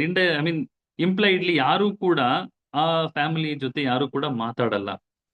ಕೊನೆಯಲ್ಲಿ ಇಷ್ಟು ಜನ ಸೇರಿ ಹೊಡೆದು ಬಡ್ದು ಸಾಯಿಸಿದ್ರು, ಅವ್ರ ಮೇಲೆ FIR ಆಗುತ್ತೆ. FIR ಆದ್ಮೇಲೆ ಈ ಕುಟುಂಬದಿಂದ ನಮ್ಮ ಹುಡುಗರು ಎಲ್ರು ಕೂಡ ನಾವು ಜೈಲಿಗೆ ಹೋಗ್ಬಿಟ್ರು ಅಂತ ಹೇಳಿ ಶಾಪ ಕೊಡ್ತಾ ಇದ್ರು. ಮತ್ತೆ ಇಂಡೈರೆಕ್ಟ್ ಆಗಿ ಆ ಫ್ಯಾಮಿಲಿಗೆ ಒಬ್ರೇ ತುಂಬಾ ವಯಸ್ಸಾದಂತ ಒಬ್ರು ತಾಯಿ ಇದ್ರು, ಮತ್ತೆ ಒಬ್ಬ ಅಣ್ಣ ಇದ್ದ, ಅಣ್ಣನ ಹೆಂಡತಿ ಮಕ್ಕಳೆಲ್ಲ ಇದ್ರು. ತುಂಬಾ ಹಾಸ್ಟೈಲ್ ಆದಂತ ಎನ್ವೈರ್ನಮೆಂಟ್. ದಿನ ಅವ್ರ ಮನೆ ಮುಂದೆ ಬಂದು ಮಣ್ಣನ್ನ ಎತ್ತು ಬಿಸಾಡೋದು, ನಮ್ಮ ಮಕ್ಳಿಗೂರಿಂದ ನಮ್ಮ ಐ ಮೀನ್ ಗಂಡಸರೆಲ್ಲರೂ ಕೂಡ ಅರೆಸ್ಟ್ ಆಗಿದ್ದಾರೆ ಅಂತ ಶಾಪ ಕೊಡುವಂತದ್ದು ಮಾಡಿ, ಆಮೇಲೆ ಯಾರು ಕೂಡ ಕರುಣೆ ಅಂತ ತೋರಿಸ್ತಾ ಇರ್ಲಿಲ್ಲ. ಆ ಹಳ್ಳಿಯ ಗ್ರಾಮ ಪಂಚಾಯಿತಿಯ ಸದಸ್ಯರು ಕೂಡ ಅವ್ರಿಗೆ ಯಾರು ಕೂಡ ಸಹಾಯಕರಾಗಿ ನಿಂತಿರ್ಲಿಲ್ಲ. ಸಿಸ್ಟಮ್ ಕೂಡ ಅವ್ರ ಪರವಾಗಿ ನಿಂತಿರ್ಲಿಲ್ಲ. ಸೊ ಹಂಗಾಗಿ ಆ ಹಳ್ಳಿಯನ್ನೇ ಬಿಟ್ಟು ಅವರು ಬೇರೆ ಕಡೆ ವಲಸೆ ಹೋಗ್ಬೇಕಾದಂತ ಒಂದು ಸಂದರ್ಭ ಬಂತು. ಇದು ಸೊಸೈಟಿಯಲ್ಲಿ ಯಾವ ರೀತಿ ಅವರನ್ನ ನೋಡಿದ್ರು, ಆಸ್ಟ್ರಸಿಸಮ್, ಅವ್ರ ಜೊತೆ ಯಾರು ಮಾತಾಡ್ತಿರ್ಲಿಲ್ಲ, ಅವ್ರಿಗೆ ಯಾರು ಕೂಡ ಇಂಡೈರೆಕ್ಟ್ ಆಗಿ ಸಪೋರ್ಟು ಮಾಡ್ತಿರ್ಲಿಲ್ಲ. ಅದೊಂದು ಘಟನೆ. ಆದ್ರೆ ಹಾಸನದಲ್ಲಿ ಅರ್ಕಲ್ಗೋಡು, ಇದು 2020ಯಲ್ಲಿ ನಡೆದಂತ ಘಟನೆ. ಒಂದು ಹಳ್ಳಿಗಳಂತಂದ್ರೆ ಹಳ್ಳಿಗಳಲ್ಲಿ ರಚನೆ ಹೆಂಗಿರುತ್ತೆ ಅಂತ ನಮಗೆ ಗೊತ್ತು, ಎಲ್ಲವೂ ಕೂಡ ಜಾತಿ ಪ್ರಧಾನವಾದಂತ ಸೊಸೈಟಿನೇ. ಸೊ ಹಂಗಾಗಿ ಏನೇ ನೀವು ಸ್ಪೋರ್ಟ್ಸ್ ಇದ್ರೂ ಕೂಡ ಎಲ್ಲರೂ ಕೂಡ ಎಲ್ಲಾ ಜಾತಿಯವರು ಸೇರಿ ಒಂದು ಟೀಮ್ ಆಗಿ ಮಾಡಲ್ಲ. ಜಾತಿಗಳದ್ದೇ ಒಂದೊಂದು ಟೀಮ್ ಇರುತ್ತೆ. ಒಂದು ಜಾತಿ ಇನ್ನೊಂದು ಜಾತಿಯವರ ಟೀಮ್ ಮೇಲೆ ಅದು ಕಾಂಪಿಟೇಷನ್ ನಡೆಸ್ತಾ ಇರ್ತಾರೆ. ಅದರಲ್ಲೂ ಕೂಡ ದಲಿತ ಕಬಡ್ಡಿ ಟೀಮು ಒಕ್ಕಲಿಗರ ಕಬಡ್ಡಿ ಟೀಮ್ ಮಧ್ಯದಲ್ಲಿ ಫೈನಲ್ಸ್ ನಡೀತಾ ಇದ್ದಾಗ, ಫೈನಲ್ಸ್ ಅಲ್ಲಿ ಒಕ್ಕಲಿಗರ ಟೀಮ್ ಸೋಲ್ತಾ ಇದೆ ಅಂತ ಹೇಳಿ ಅವರ ಆನರ್ ಹರ್ಟ್ ಆಯ್ತು ಅಂತ ಹೇಳಿ ಅರ್ಧದಲ್ಲೇ ಕಾಂಪಿಟೇಷನ್ ನಿಲ್ಲಿಸಿ ಇಡೀ ಊರಲ್ಲಿರೋರೆಲ್ಲ ನೋಡುವಾಗ್ಲೇ ಆ ಹುಡುಗರನ್ನೆಲ್ಲ ಹೊಡೆದು ಕ್ಯಾನ್ಸಲ್ ಮಾಡಿ, ತದನಂತರದಲ್ಲಿ ಯಾರೆಲ್ಲರೂ ಕೂಡ ದಲಿತ್ ಟೀಮ್ ಅಲ್ಲಿ ಪಾರ್ಟಿಸಿಪೇಟ್ ಮಾಡಿದ್ರು ಒಬ್ಬೊಬ್ಬರನ್ನ ಹುಡುಕಿ ಅವರನ್ನ ಹೊಡೆದು, ಕೊನೆಯದಾಗಿ ಆ ಕಬಡ್ಡಿ ಟೀಮ್ ವೆಂಕಟೇಶ್ ಅಂತ ಅವ್ರನ್ನ ಕೊಲೆ ಮಾಡ್ತಾರೆ. ಕೊಲೆ ಮಾಡಿದಾಗ್ಲೂ ಕೂಡ ಅದು ಎಲ್ಲಿ ಮಧ್ಯರಾತ್ರಿಯಲ್ಲಿ ಎಲ್ಲೋ ಐಸೋಲೇಟೆಡ್ ಪ್ಲೇಸ್ ಅಲ್ಲಿ ಏನ್ ಕೊಲೆ ನಡೆಯಲ್ಲ, ಅದು ಇಡೀ ಊರೇ ನೋಡ್ತಾ ಇದ್ದಾಗ ಮಧ್ಯಾಹ್ನ 1:30-2 ಗಂಟೆ ಟೈಮ್ ಅಲ್ಲಿ ಒಬ್ಬ ಹೋಟ್ಲ್ಗೆ ಹೋಗಿರ್ತಾನೆ. ಹೋಟ್ಲ್ ನಮ್ಗೆ ನೀರ್ ಕೊಡಿ ಅಂತ ಕೇಳ್ತಾರೆ. ನಿಮ್ಮಂತ ಜಾತಿಯವ್ರನ್ನೇ ನಾವು ಹೋಟ್ಲಲ್ಲಿ ಬಿಡೋದೇ ದೊಡ್ಡ ವಿಷಯ, ಅದ್ರಲ್ಲಿ ನೀರ್ ಕೇಳ್ತೀಯ ಅಂತ ಹೇಳಿ ಅವನಿಗೆ ಇಷ್ಟೇ ಕಾರಣ. ಬಟ್ ಆದ್ರೆ ಅದ್ರ ಹಿನ್ನೆಲೆ ಬಂದು ಕಬಡ್ಡಿಯಲ್ಲಿ ಅವ್ರು ಸೋಲ್ತಾ ಇದ್ರು ಅನ್ನೋ ಕಾರಣ ಇಡೀ ಊರೇ ನೋಡ್ತಾ ಇತ್ತು, ಯಾರು ಕೂಡ ತಡೆದಿಲ್ಲ. ಇಂಟರ್ನಲ್ ಆರ್ಗನ್ಸ್ ಫೇಲ್ಯೂರ್ ಆಗಿ ಅವರು ಸಾಯ್ತಾರೆ. ಸತ್ತ ಮೇಲೂ ಕೂಡ 3 ದಿನ FIR ಆಗಿರಲ್ಲ. ಅದ್ರ ಬಗ್ಗೆ ಆಮೇಲೆ ಮಾತಾಡೋಣ. ಇದೊಂದು ಇನ್ಸಿಡೆಂಟ್ ನಡೆಯುತ್ತೆ. ಸೊ ಹಂಗಾಗಿ ಆ, ತುಂಬಾ ಇನ್ನೂ ಒಂದು ಎರಡು ಇನ್ಸಿಡೆಂಟ್ ಯಾವುದು ಅಂತಂದ್ರೆ ಹಾನರ್ ಕಿಲ್ಲಿಂಗ್ ಬಗ್ಗೆ ಒಂದೆರಡು ಕಡೆ ಫ್ಯಾಕ್ಟ್ ಫೈಂಡಿಂಗ್ ಮಾಡ್ತೀವಿ. ಆ, ಎಲ್ಲಿ ಅಂತಂದ್ರೆ ಬಂಗಾರಪೇಟೆಯಲ್ಲಿ ಬೋಡ್ಗುರ್ಕಿ ಅನ್ನೋ ಒಂದು ಹಳ್ಳಿಯಲ್ಲಿ ಒಂದು ಯಾದವ ಸಮುದಾಯಕ್ಕೆ ಸೇರಿದಂತ ಹುಡುಗಿ ಒಬ್ರು ಮಾದಿಗರ ಹುಡುಗನ್ನ, ಅದು ತೋಟಿ ಸಮುದಾಯಕ್ಕೆ ಸೇರಿದಂತ ಹುಡುಗನ್ನ ಇಷ್ಟಪಡ್ತಾ ಇದ್ರು. ಹುಡುಗ ಚೆನ್ನಾಗಿರ್ತಿದ್ದ, ಚೆನ್ನಾಗಿ ಓದ್ತಾ ಇದ್ದ, ಡಿಗ್ರಿ ಮಾಡ್ತಿದ್ದ. ಆ ಹುಡುಗಿನೂ ಕಾಲೇಜ್ಗೆ ಹೋಗಿ ಡಿಗ್ರಿ ಮಾಡ್ತಾ ಇತ್ತು. ಸೊ ಇಷ್ಟಪಡ್ತಾ ಇದ್ದಾರೆ ಅನ್ನೋ ವಿಷಯ ಅಲ್ಲಿರೋ ಹಳ್ಳಿಯಲ್ಲಿರುವಂತ ಯುವಕರು, ಅದೇ ಸಮುದಾಯದ ಯಾದವ ಹುಡುಗರು ಮನೆಗೆ ಹೇಳಿ, ಆ ಹುಡುಗರನ್ನ ಅವ್ರ ತಾಯಿ ತಂದೆ ಆ ಹುಡುಗಿನ ಒಡೆದು ಬಡ್ದು, ಬೀದಿಯಲ್ಲೇ ಒಡೆದು ಬಡ್ದು, ಯಾರು ಕೂಡ ಕೇಳೋರು ಇರ್ಲಿಲ್ಲ. ಇಡೀ ಊರೇ ನೋಡ್ತಾ ಇತ್ತು. ಇನ್ಫ್ಯಾಕ್ಟ್ ಆ ಹುಡುಗಿ ರಾತ್ರಿ ಮರ್ಡರ್ 1 ಗಂಟೆ 2 ಗಂಟೆಯಲ್ಲಿ ಅವ್ರ ತಂದೆ ಈ ತರಕಾರಿ ಬೆಳೆಯುವಂತ ತಂತಿಯಲ್ಲೇ ಕತ್ತನ್ನ ಇಸ್ಕಿಸಿ ಸಾಯಿಸ್ತಾರೆ. ಆ ಇಡೀ ರಾತ್ರಿ ಅವ್ರ ಜಾತಿ ನ್ಯಾಯ ಪಂಚಾಯಿತಿ ಅಂತ ಕಾಸ್ಟ್ ಪಂಚಾಯತ್ ಅಂತ ನಾವ್ ಹೇಳ್ತೀವಿ, ಅವರೆಲ್ಲರೂ ಕೂಡ ಮನೆಯಲ್ಲಿದ್ರು. ಆ ಮನೆಯಲ್ಲಿ ಇಷ್ಟೇ ಹೇಳ್ತಾ ಇದ್ರು, ಆ ಹುಡುಗಿ ಪ್ರೆಷರ್ ಮಾಡ್ತಾ ಇದ್ರು, ಆ ಹುಡುಗನ ನೀನ್ ಮರ್ತು ಬಿಡು ಅಂತ ಹೇಳಿ. ಆ ಹುಡುಗಿ ಯಾವಾಗ ನಾನ್ ಮರೆಯಲ್ಲ ಅಂತ ಹೇಳಿದ್ಲು, ಅವಾಗ ಅವರನ್ನ ಕೊಲೆ ಮಾಡಿ ಸಾಯಿಸ್ತಾರೆ. ಇದು ಬೋಡ್ಗುರ್ಕಿಯಲ್ಲಿ ಆದಂತ ಒಂದ್ ಸಂಧಿ. ಇಡೀ ಹಳ್ಳಿನೇ ಅವ್ರ ಮನೆ ಮುಂದೆ ಇದ್ದಿದ್ದು ಒಂದೇ ಕಾರಣ ಏನು ಅಂತಂದ್ರೆ, ಆ ಹುಡುಗಿ ಆ ಹುಡುಗನ್ನ ಇಷ್ಟಪಡಬಾರ್ದು. ಯಾಕಂದ್ರೆ it's violation of cost norms, cost code ಏನಂತ ಇರುತ್ತಲ್ವ. ಆ ಒಂದು ಘಟನೆ ಆದ್ರೆ ನಾವು ಇದು ದೇವನಹಳ್ಳಿಯಲ್ಲಿ ಒಂದು ಹಾನರ್ ಕಿಲ್ಲಿಂಗ್ ಫ್ಯಾಕ್ಟ್ ಫೈಂಡಿಂಗ್ ಮಾಡಿದ್ವಿ. ಅದ್ರಲ್ಲಿ ಏನು ಅಂತಂದ್ರೆ ಒಂದು ಇದು ಇಂಟ್ರೆಸ್ಟಿಂಗ್ ಯಾಕಿದ್ರೆ, ನಾಯಕರು ಹುಡುಗಿ ಹೊಲೆಯರ್ ಹುಡುಗ, ತೋಟಿ ಸಮುದಾಯಕ್ಕೆ ಸೇರಿದಂತವ್ರು ಅಗೈನ್ ಇಲ್ಲೂ ಕೂಡ. ಇದರಲ್ಲಿ ಏನು ಅಂತಂದ್ರೆ ನಾವು ತುಂಬಾ ಎವಿಡೆಂಟ್ ಆಗಿ ಕಾಣ್ತಾ ಇದ್ದಿದ್ದು ಅಂತಂದ್ರೆ ಸೋಷಿಯಲ್ ಮೊರಾಲಿಟಿ ಹೆಂಗೆ ಆಪರೇಟ್ ಆಗುತ್ತೆ ಅಂತ. ಈ ಜಾತಿಯವರು ಒಂದು ವಿಜಿಲೆಂಟಿ ಗ್ರೂಪ್ಸ್ ಅಂತ ಮಾಡಿದ್ರು. ಯುವಕರ ಸಂಘ ಅಂತ ಕಟ್ಕೊಳ್ತಾರೆ, ನಾಯಕರು ಯುವಕರ ಸಂಘ, ಒಕ್ಕಲಿಗರ ಯುವಕರ ಸಂಘ ಅಂತ. ಇವರು ಮಾಡೋ ಕೆಲಸ ಇಷ್ಟೇನೆ. ಸಂಜೆ ಆದ್ರೆ ಬೈಕ್ಗಳು ತಗೊಂಡು ಇಡೀ ಊರೆಲ್ಲ ಸುತ್ತಾ ಇರೋದು. ಯಾಕೆ ಅಂತಂದ್ರೆ ನಾವು ಹೆಣ್ಣು ಮಕ್ಕಳು ಯಾರ ಜೊತೆ, ಯಾವ ಹುಡುಗರ ಜೊತೆ ಮಾತಾಡ್ತಾರೆ, ಯಾರು ಮಾತಾಡ್ತಾ ಇಲ್ಲ ಅಂತ ನೋಡೋದಕ್ಕೆ. ಅವರೇ ನಮ್ಮ ಹತ್ರ ಅವರೇ ಹೇಳ್ಕೊಂಡ್ರು, ಸರ್ ನಾವ್ ಇದು ಮಾಡ್ತೀವಿ, ನಾವು ನೋಡ್ತೀವಿ ಎಲ್ಲೆಲ್ಲಿ ಯಾರ್ಯಾರ ಜೊತೆ ಮಾತಾಡ್ತಾರೆ. ಆತರ ಬೇರೆ ಜಾತಿ ಹುಡುಗರ ಜೊತೆ ಮಾತಾಡ್ತಿದ್ರೆ ನಾವೇ ಹೋಗಿ ಪೇರೆಂಟ್ಸ್ಗೆಲ್ಲರೂ ಕೂಡ ಕಂಪ್ಲೇಂಟ್ ಮಾಡ್ತೀವಿ. ಆ ಕೇಸಲ್ಲಿ ಏನಾಗಿತ್ತು, ಅವ್ರು ಬರೀ ಕಂಪ್ಲೇಂಟ್ ಮಾತ್ರ ಮಾಡಿರ್ಲಿಲ್ಲ, ಆ ಹುಡುಗನ್ನ ಆಯ್ತಾ ಆ ಹುಡುಗಿ ಜೊತೆ ನಿನ್ನ ಸೇರಿಸ್ತೀವಿ ಅಂತ ಹುಡುಗನ್ನ ಅವ್ರ ಹಳ್ಳಿಗೆ ಕರೆಸ್ಕೊಂಡು, ಆ ಇಡೀ ಹಳ್ಳಿ ನೋಡ್ತಾ ಇದ್ದಂಗೆನೆ ಹುಡುಗನ್ನ ಹೊಡೆದು ಮರಿಬೇಕು ಅಂತ ಹೇಳಿದ್ರು. ಬಟ್ ಆ ಹುಡುಗಿ ತುಂಬಾ ಸ್ಟಬನ್ ಆಗಿ ಇದ್ದಿದ್ರಿಂದ ಈ ಹುಡುಗನು ಒಳ್ಳೆ ಮಲ್ಟಿನ್ಯಾಷನಲ್ ಕಂಪನಿಯಲ್ಲಿ ಕೆಲಸ ಮಾಡ್ತಾ ಇದ್ದ. ಆ ಹುಡುಗಿನೂ ಕೂಡ ಅಮೆಝಾನ್ ಅಲ್ಲಿ ಕೆಲಸ ಮಾಡ್ತಾ ಇದ್ಲು. ಕೊನೆಯದಾಗಿ ಅವ್ರ ತಂದೆ ಹುಡುಗಿ ಯಾವಾಗ ಮಾತು ಕೇಳ್ತಾ ಇಲ್ವೋ, ಈ ವಾಸ್ ಅ ಬುಚ್ಚರ್, ಅಂದ್ರೆ ಅವ್ರದ್ದೊಂದು ಮಟನ್ ಶಾಪ್ ಇತ್ತು. ಅದೇ ಕತ್ತಿಯಲ್ಲಿ ಆ ಹುಡುಗಿ ಕತ್ತನ್ನ ಸೀಳಿ ಸಾಯಿಸಿ ಅವನು ತಾನಾಗಿ ಹೋಗಿ ಪೊಲೀಸರ ಮುಂದೆ ಸರೆಂಡರ್ ಆಗಿದ್ದಾನೆ. ಈ ತರ ನನ್ನ ಗೌರವಕ್ಕೋಸ್ಕರ ನಾನು ಈ ಒಂದು ಹತ್ಯೆಯನ್ನ ಮಾಡದೆ, ನಮ್ಮ ಮಾನ ಮರ್ಯಾದೆ ಹೋಗ್ತಿದೆ ಅಂತ ಹೇಳಿ. ಸೊ ಇದೆಲ್ಲ ತುಂಬಾ ಎವಿಡೆಂಟ್ ಆಗಿ, ಮತ್ತೆ ಕೊನೆಯದಾಗಿ ಮಾಡಿದಂತ ಒಂದು ಫ್ಯಾಕ್ಟ್ ಫೈಂಡಿಂಗ್, ನಮ್ಮ ಮಂಡ್ಯ ಜಿಲ್ಲೆ ಅಂತರವಳ್ಳಿ ಗ್ರಾಮದಲ್ಲಿ ದಲಿತರು ಮತ್ತೆ ಒಕ್ಕಲಿಗರು ಎಲ್ಲರೂ ಸೇರಿ, ಸವರ್ಣೀಯರೆಲ್ಲ ಸೇರಿ ಜೊತೆಯಲ್ಲೇ ಮಾಡ್ತಿದ್ದಂತ ಒಂದು ಊರಿನ ಹಬ್ಬವನ್ನ ಸಡನ್ ಆಗಿ ಅಂದ್ರೆ ನಾವೆಲ್ಲ ಯಾಕೆ ದಲಿತರ ಜೊತೆ ಸೇರಿ ನಾವು ಈ ಒಂದು ಜಾತ್ರೆಯನ್ನ ಮಾಡಬೇಕು ಅಂತ ಹೇಳಿ ಅವ್ರೇನ್ ಮಾಡ್ತಾರೆ, ಹಂತ ಹಂತವಾಗಿ ಅದನ್ನ ಯಾವ್ದಾದ್ರು ಒಂದು ರೀತಿಯಲ್ಲಿ ಅದನ್ನ ಮುರಿದು ನಾವು ಮತ್ತೆ ಅವರು ಬೇರೆ ಬೇರೆ ಆಗ್ಬೇಕು ಅಂತ ನಾವು ಅವ್ರ ಹತ್ರ ಹೋಗಿ ಮಾತಾಡಿದಾಗ ಅವರೆಲ್ಲ ಹೇಳೋದು ಇಷ್ಟೇನೆ, ಸರ್ ಅವರೆಲ್ಲ ಗಲೀಜು, ಅವರೆಲ್ಲರೂ ಕೂಡ ಕುಡಿತಾರೆ, ನಮ್ಮ ಹೆಣ್ಮಕ್ಳು ಜೊತೆ. ಯಾಕಂದ್ರೆ ಅದು ಪ್ರೊಸೆಷನ್ ಜಾಯಿಂಟ್ ಆಗಿ ಹೋಗ್ತಾ ಇತ್ತು ಇಷ್ಟು ವರ್ಷಗಳ ಕಾಲ. ಐತಿಹಾಸಿಕವಾಗಿ one of the very few temples, Pattaladamma ಅಂತೇಳಿ ಅಂತರವಳ್ಳಿಯಲ್ಲಿ ಎಲ್ಲಾ ಜಾತಿಯವರು ಸೇರಿ, ಅದರಲ್ಲೂ ಕೂಡ ದಲಿತರಿಗೆ ಪ್ರಾಮುಖ್ಯತೆಯನ್ನ ಕೊಟ್ಟು ಹಬ್ಬವನ್ನ ಆಚರಣೆ ಮಾಡೋದ್ರಲ್ಲಿ ಅವರೇ ಡೇಟ್ ಅನ್ನ ಫಿಕ್ಸ್ ಮಾಡಬೇಕು, ಅವರೇ ದೇವಸ್ಥಾನಗಳಿಗೆ ಅಲಂಕಾರ ಮಾಡಬೇಕು, ಅವರೇ ಖರ್ಚು ಮಾಡಬೇಕು, ಮತ್ತೆ ಇಡೀ ಬೇರೆ ಎಲ್ಲಾ ಜಾತಿಯವರೆಲ್ಲ ಸೇರಿ ಅವ್ರ ಜೊತೆಯಲ್ಲಿ ಮೆರವಣಿಗೆ ಬಂದು ದೇವಸ್ಥಾನದಲ್ಲಿ ಪೂಜೆ ಮಾಡಬೇಕು ಅನ್ನೋ ಒಂದು ಪದ್ಧತಿ ತುಂಬಾ ರೇರ್ ಆಗಿ ನಾವು ನೋಡುವಂತದ್ದು. ಬೇರೆ ಯಾವುದೇ ಹಳ್ಳಿಗಳಲ್ಲೂ ಈ ರೀತಿಯಾದಂತ ಒಂದು ಸಂಪ್ರದಾಯ ಇರಲಿಲ್ಲ. ಒಂದು ಹಾರ್ಮೋನಿಯಸ್ ಒಂದು ಇದಿತ್ತು. ಆದ್ರೆ ಇತ್ತೀಚಿನ ಒಂದು ಕಳೆದ 3 ವರ್ಷದಲ್ಲಿ ಸವರ್ಣೀಯರ ಕಡೆಯಿಂದ ಬರ್ತಾ ಇದ್ದಿದ್ದು ಏನಂದ್ರೆ ಅವ್ರ ಜೊತೆ ನಾವ್ ಯಾಕೆ ಮಾಡ್ಬೇಕು, ಅವರೆಲ್ಲರೂ ಕೂಡ ಇಂಥವ್ರು ಅಂತವ್ರು. ಅದು ನಾವು ಕೇಳಿದಾಗ ಇಲ್ಲ ಸರ್ ನೋಡಿ ಎಲ್ಲ ಇತರೆ ಹಳ್ಳಿಗಳಲ್ಲಿ ಎಲ್ಲೂ ಕೂಡ ಇಂಥ ಒಂದು ಸಂಪ್ರದಾಯ ಇಲ್ಲ. ಒಕ್ಕಲಿಗರು ಮತ್ತೆ ಮಡಿವಾಳರು, ಲಿಂಗಾಯತರು ಕೂಡ ಬೇರೆ ಬೇರೆಯಾಗಿ ಮಾಡ್ತಾರೆ ಹೊರತು ಎಲ್ಲೂ ಕೂಡ ಜಾಯಿಂಟ್ ಆಗಿ ಮಾಡ್ತಾ ಇಲ್ಲ. ಇಲ್ಲಿ ನಾವು ಮಾಡಬೇಕು ಅನ್ನೋ ಒಂದು ಕೂಡ ಅವಶ್ಯಕತೆ ಇಲ್ಲ ನಮಗೆ. ಮತ್ತೆ ಅವರೆಲ್ಲರೂ ಕೂಡ ಈ ಕುಡಿತಾರೆ, ಹೆಣ್ಣು ಮಕ್ಕಳ ಜೊತೆ ಬಂದ್ರೆ ಅವರು ಇದು ಮಾಡ್ತಾರೆ ಅಂತ ಹೇಳಿ ಅಲಿಗೇಷನ್ ಮಾಡ್ತಾ ಇದ್ದಿದ್ದು. ನಾವು ಹೇಳಿದ್ವಿ ಈ ತರ ಎಲ್ಲ ಇದೆಯಲ್ಲ, ಎಲ್ರು ಇದೊಂಥರ ಅನ್ಟಚಬಿಲಿಟಿ ಅಂದ ತಕ್ಷಣ ಸಡನ್ ಆಗಿ ಫೋರ್ಸ್ಫುಲ್ ಆಗಿ ಎಳ್ಕೊಂಬಂದು ಅವ್ರನ್ನ ತಪ್ಕೊಳ್ಳುವಂಥದ್ದು, ನಾವೆಲ್ಲರೂ ಕೂಡ ಅಣ್ಣ ತಮ್ಮಂದರಾಗಿದ್ದೀವಿ ನೋಡಿ ನೀವೆಲ್ಲ ಅಂತ ಹೇಳುವಂಥದ್ದು. ಬಟ್ ಸಮ್ವೇರ್ ಈ ಸೋಷಿಯಲ್ ಮೊರಾಲಿಟಿ ಅಂದ್ರೆ ಈ ಏನು ಅವರನ್ನ ಕೀಳಾಗಿ ನೋಡುವಂಥದ್ದು, ಅದ್ರ ವಿರುದ್ಧವಾಗಿ ಒಂದು ಸಂಪ್ರದಾಯ ಬೆಳೆದಿರೋದನ್ನು ಸಹಿಸದೇ ಇರುವಂತ ಕೆಲವು ಎಲಿಮೆಂಟ್ಸ್ ತುಂಬಾ ಸ್ಟ್ರಾಂಗ್ ಆಗಿ ಬರ್ತಾ ಇದನ್ನು ನೋಡ್ತೀವಿ. ಈ ಎಲ್ಲ ಇನ್ಸಿಡೆಂಟ್ಸ್ ಅಲ್ಲೂ ಕೂಡ ನಾವು ನೋಡ್ಬೇಕು ಅಂತಂದ್ರೆ ದಲಿತರ ಮೇಲೆನೆ ಆಗಿದಂತ ಒಂದು ಡಿಸ್ಕ್ರಿಮಿನೇಷನ್, ಅನ್ಟಚಬಿಲಿಟಿ ಆಗ್ಲಿ ಅಥವಾ ಸೋಷಿಯಲ್ ಬಾಯ್ಕಾಟ್ ಆಗ್ಲಿ ಅಥವಾ ಕ್ರೈಮ್ಸ್, ಮರ್ಡರ್ ಆಗ್ಲಿ ನಾವು ನೋಡ್ತಿದ್ವಿ. ರೇರ್ ಆಗಿ ನಡೆದಂತ ಒಂದು ಸೋಷಿಯಲ್ ಬಾಯ್ಕಾಟ್ ಯಾವುದು ಅಂತಂದ್ರೆ 2021ರಲ್ಲಿ ALF ಅಲ್ಲಿ ಇದ್ದಾಗ ಇನ್ನೊಂದು ಫ್ಯಾಕ್ಟ್ ಫೈಂಡಿಂಗ್ ಎಲ್ಲಿ ಅಂತ ಹಳ್ಳಾರೆ ಅಂತ ಹೇಳಿ ನಂಜನಗೂಡು ಮೈಸೂರಲ್ಲಿ ನಡೆದಂತ ಒಂದು ಸೋಷಿಯಲ್ ಬಾಯ್ಕಾಟ್. ಅದು ನ್ಯೂಸ್ ಅಲ್ಲಿ ಪೇಪರ್ ಅಲ್ಲೂ ಕೂಡ ಬಂದಿತ್ತು. ಇಟ್ಸ್ ಅ ನಾನ್ ದಲಿತ್ ಮೇಲೆ ಸೋಷಿಯಲ್ ಬಾಯ್ಕಾಟ್ ಅನ್ನ ಇಂಪೋಸ್ ಮಾಡಿದ್ರು. ಮಾಡಿದವ್ರು ಯಾರು ಅಂತ ನೋಡಿದ್ರೆ ನಾಯಕರ ಸಮುದಾಯಕ್ಕೆ ಸೇರಿದ ST ಮತ್ತೆ ಅಲ್ಲಿರುವಂತ ಸವರ್ಣೀಯ ಜಾತಿಯವರು. ಇಷ್ಟೇ ಕಾರಣ ಸವಿತಾ ಸಮಾಜದ ಯೂಶುವಲಿ ಎಲ್ಲ ಹಳ್ಳಿಗಳಲ್ಲಿ ಹೆಂಗೆ ಅಂತಂದ್ರೆ ಆ ಹಳ್ಳಿಯಲ್ಲಿ ಇರುವಂತ ಬಾರ್ಬರ್ ಶಾಪ್ ಅಲ್ಲಿ ದಲಿತರು ಯಾವತ್ತೂ ಹೋಗಲ್ಲ. ಅವರು ಪಕ್ಕದ ಹಳ್ಳಿಗೆ ಹೋಗ್ಬೇಕು ಅಥವಾ ಸಿಟಿಗೆ ಹೋಗಿ ಅವ್ರ ಹೇರ್ ಕಟ್ ಅನ್ನ ಮಾಡ್ಕೋಬೇಕು.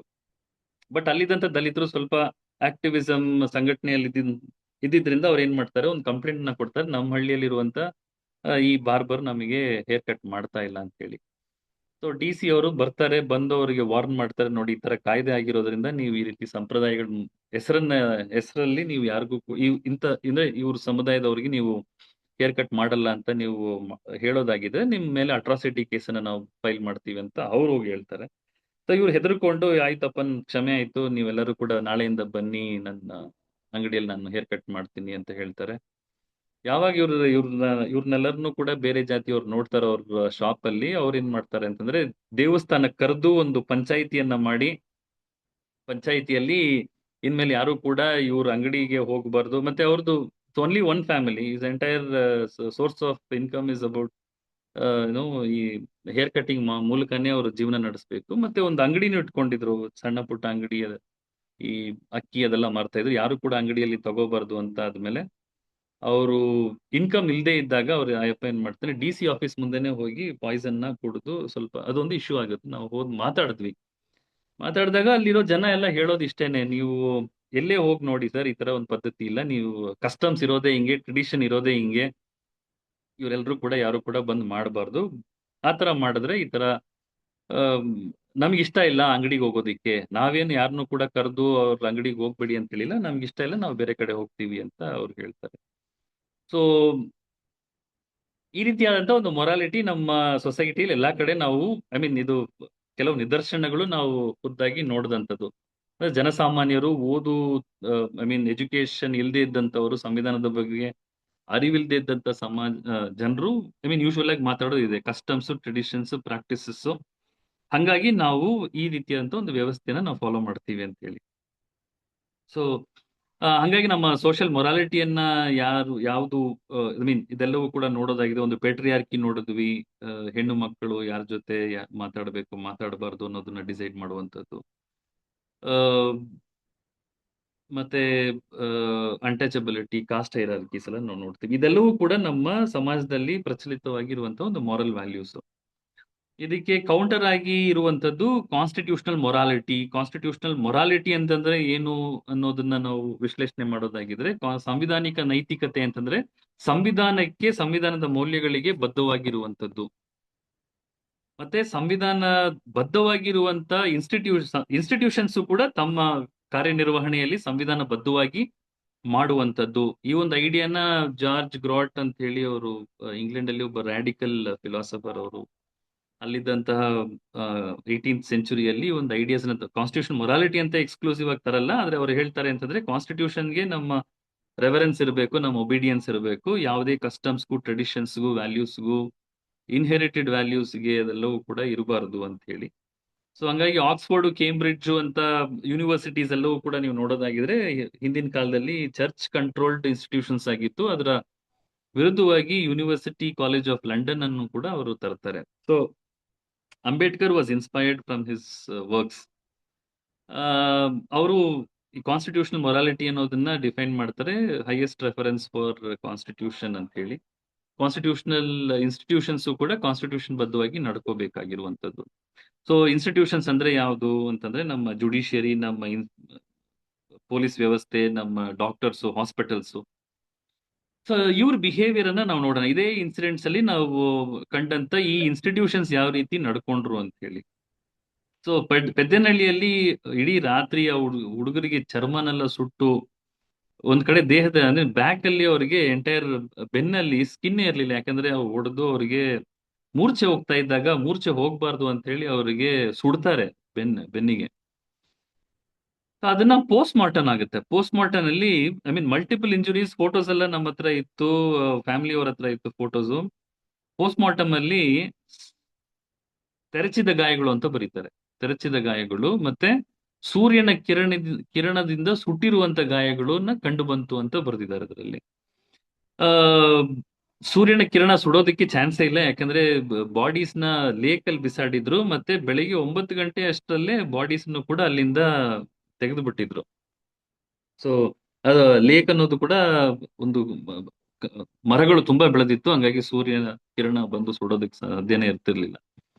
ಸೊ ಅದೊಂದು. ಮತ್ತೆ ಫೋಟೋಸ್ ಅಲ್ಲಿ ಫೋಟೋಸ್ನು ಕೂಡ ಯೂಶುವಲಿ ಪೋಸ್ಟ್ ಮಾರ್ಟಮ್ ಮಾಡಿದಾಗ ಪ್ರತಿ ಇಂಜುರಿಯನ್ನು ಕೂಡ ಅವ್ರು ಫೋಟೋ ಮಾಡಿ ಅದ್ರ ಮೆಜರ್ಮೆಂಟ್ ತಗೊಂಡು ಡಿಸ್ಕ್ರಿಪ್ಷನ್ ಕೊಡಬೇಕು. ಒಂದೇ ಫೋಟೋ ಲಾಂಗ್ ಶಾರ್ಟ್ ಇಂದ ಒಂದು ಫೋಟೋ ತೆಗೆದಿದ್ದಾರೆ, ಹಂಗಾಗಿ ಯಾವುದು ಎಲ್ಲಿ ಇಂಜುರಿ ಆಗಿದೆ ಏನು ಅಂತ ಗೊತ್ತಾಗದೇ ಇರುವ ಹಾಗೆ. ಮತ್ತೆ ಇದರಲ್ಲಿ ಆಲ್ಮೋಸ್ಟ್ 45 ಡೇಸ್ ಪೊಲೀಸರು ಯಾರನ್ನೂ ಕೂಡ ಅರೆಸ್ಟ್ ಮಾಡಲ್ಲ. ಆಮೇಲೆ ಆಂಟಿಸಿಪೇಟರಿ ಬೇಲ್ ಯಾವಾಗ ಅವ್ರದ್ದೆಲ್ಲ ರಿಜೆಕ್ಟ್ ಆಗುತ್ತೋ ಆವಾಗ ಒಬ್ಬೊಬ್ಬರಾಗಿ ಅವರು ಸರೆಂಡರ್ ಆಗ್ತಾ ಹೋಗ್ತಾರೆ. ಪೊಲೀಸರು ಕೂಡ ನಮಗೆ ಅಟ್ರಾಸಿಟಿ ಕೇಸಲ್ಲಿ ಪ್ರತಿಯೊಂದು ಹಂತದಲ್ಲೂ ಕೂಡ ನಿಮಗೆ ಅಪ್ಡೇಟ್ ಮಾಡಬೇಕು ಅಂತೆಲ್ಲ ಇರುತ್ತೆ, ಅದು ಏನು ಕೂಡ ಮಾಡಲ್ಲ. ಕೊನೆಯದಾಗಿ ಅವರಿಗೆ ಪೂರಕವಾಗಿ ಏನು ಏನೋದು ಚಾರ್ಜ್ ಶೀಟ್ ನ ಮಾಡಬೇಕಿತ್ತು ಅಕ್ಯೂಸ್ಗಳ ಪರವಾಗಿ, ಅದನ್ನೇ ಕೂಡ ಮಾಡಿದ್ದಾರೆ. ಫ್ಯಾಮಿಲೀಸ್ಗೆ ಸಪೋರ್ಟ್ ಮಾಡಲ್ಲ. ಫ್ಯಾಮಿಲೀಸ್ ಅಲ್ಲಿಂದ ನಾನು ಹೇಳ್ದಂಗೆ ಥ್ರೆಟ್ ಇದ್ದಿದ್ರಿಂದ ಅವ್ರು ಅಲ್ಲಿಂದನೂ ಕೂಡ ಹೋದ್ರು. ನಾವು ಕಂಪ್ಲೇಂಟ್ ಮಾಡಿದ್ರು ಕೂಡ ಅವ್ರು ಯಾವುದೇ ಅಪ್ಲಿಕೇಶನ್ ಕೂಡ ಕೋರ್ಟಿಗೆ ಅವ್ರು ಹಾಕ್ಲಿಲ್ಲ. ಇದು ಒಂದಾದ್ರೆ ಇತ್ತೀಚೆಗೆ ನಾವು ಅಂತರವಳ್ಳಿಯಲ್ಲಿ ನಾವೇನ್ ಸೋಷಿಯಲ್ ಬೈಕಾಟ್ ಅನ್ನ ಒಂದು ಇದರಲ್ಲಿ ತುಂಬಾ ಎವಿಡೆಂಟ್ ಆಗಿ ನಾಡಗೌಡ ಅಂತ ಹೇಳಿ ಒಂದು ಇನ್ಹೆರಿಟೆಡ್ ಅಂದ್ರೆ ಪಾರಂಪರ್ಯವಾಗಿ ಒಂದು ಊರಿಗೆ ನ್ಯಾಯ ಪಂಚಾಯತಿಗೆ, ಕಾಸ್ಟ್ ಪಂಚಾಯತಿಗೆ ಒಂದು ಫ್ಯಾಮಿಲಿನ ಹೆಡ್ ಆಗಿ ಮಾಡಿರ್ತಾರೆ. ಅವನು ಕರೆದಾಗ ಐ ಮೀನ್ ಪ್ಯಾರಲಲ್ ಸಿಸ್ಟಮ್ ಹಳ್ಳಿಗಳಲ್ಲಿ ನಡೀತಾ ಇರುತ್ತೆ. ಅವನು ತೋಟಿಗಳ ಮೂಲಕ, ತೋಟಿಯನ್ನು ಅಬಾಲಿಷ್ ಆಗಿದೆ ಇನಾಮ್ ಅಬಾಲಿಷನ್ ಆಕ್ಟ್ ಅಲ್ಲಿ. ಆದ್ರೂ ಕೂಡ ನಾವು ನೋಡಿದಂತ ಎಲ್ಲಾ ಕಡೆ ಎಲ್ಲಾ ಹಳ್ಳಿಗಳಲ್ಲೂ ಕೂಡ ತೋಟಿ ವ್ಯವಸ್ಥೆ ಇನ್ನೂ ಇದೆ.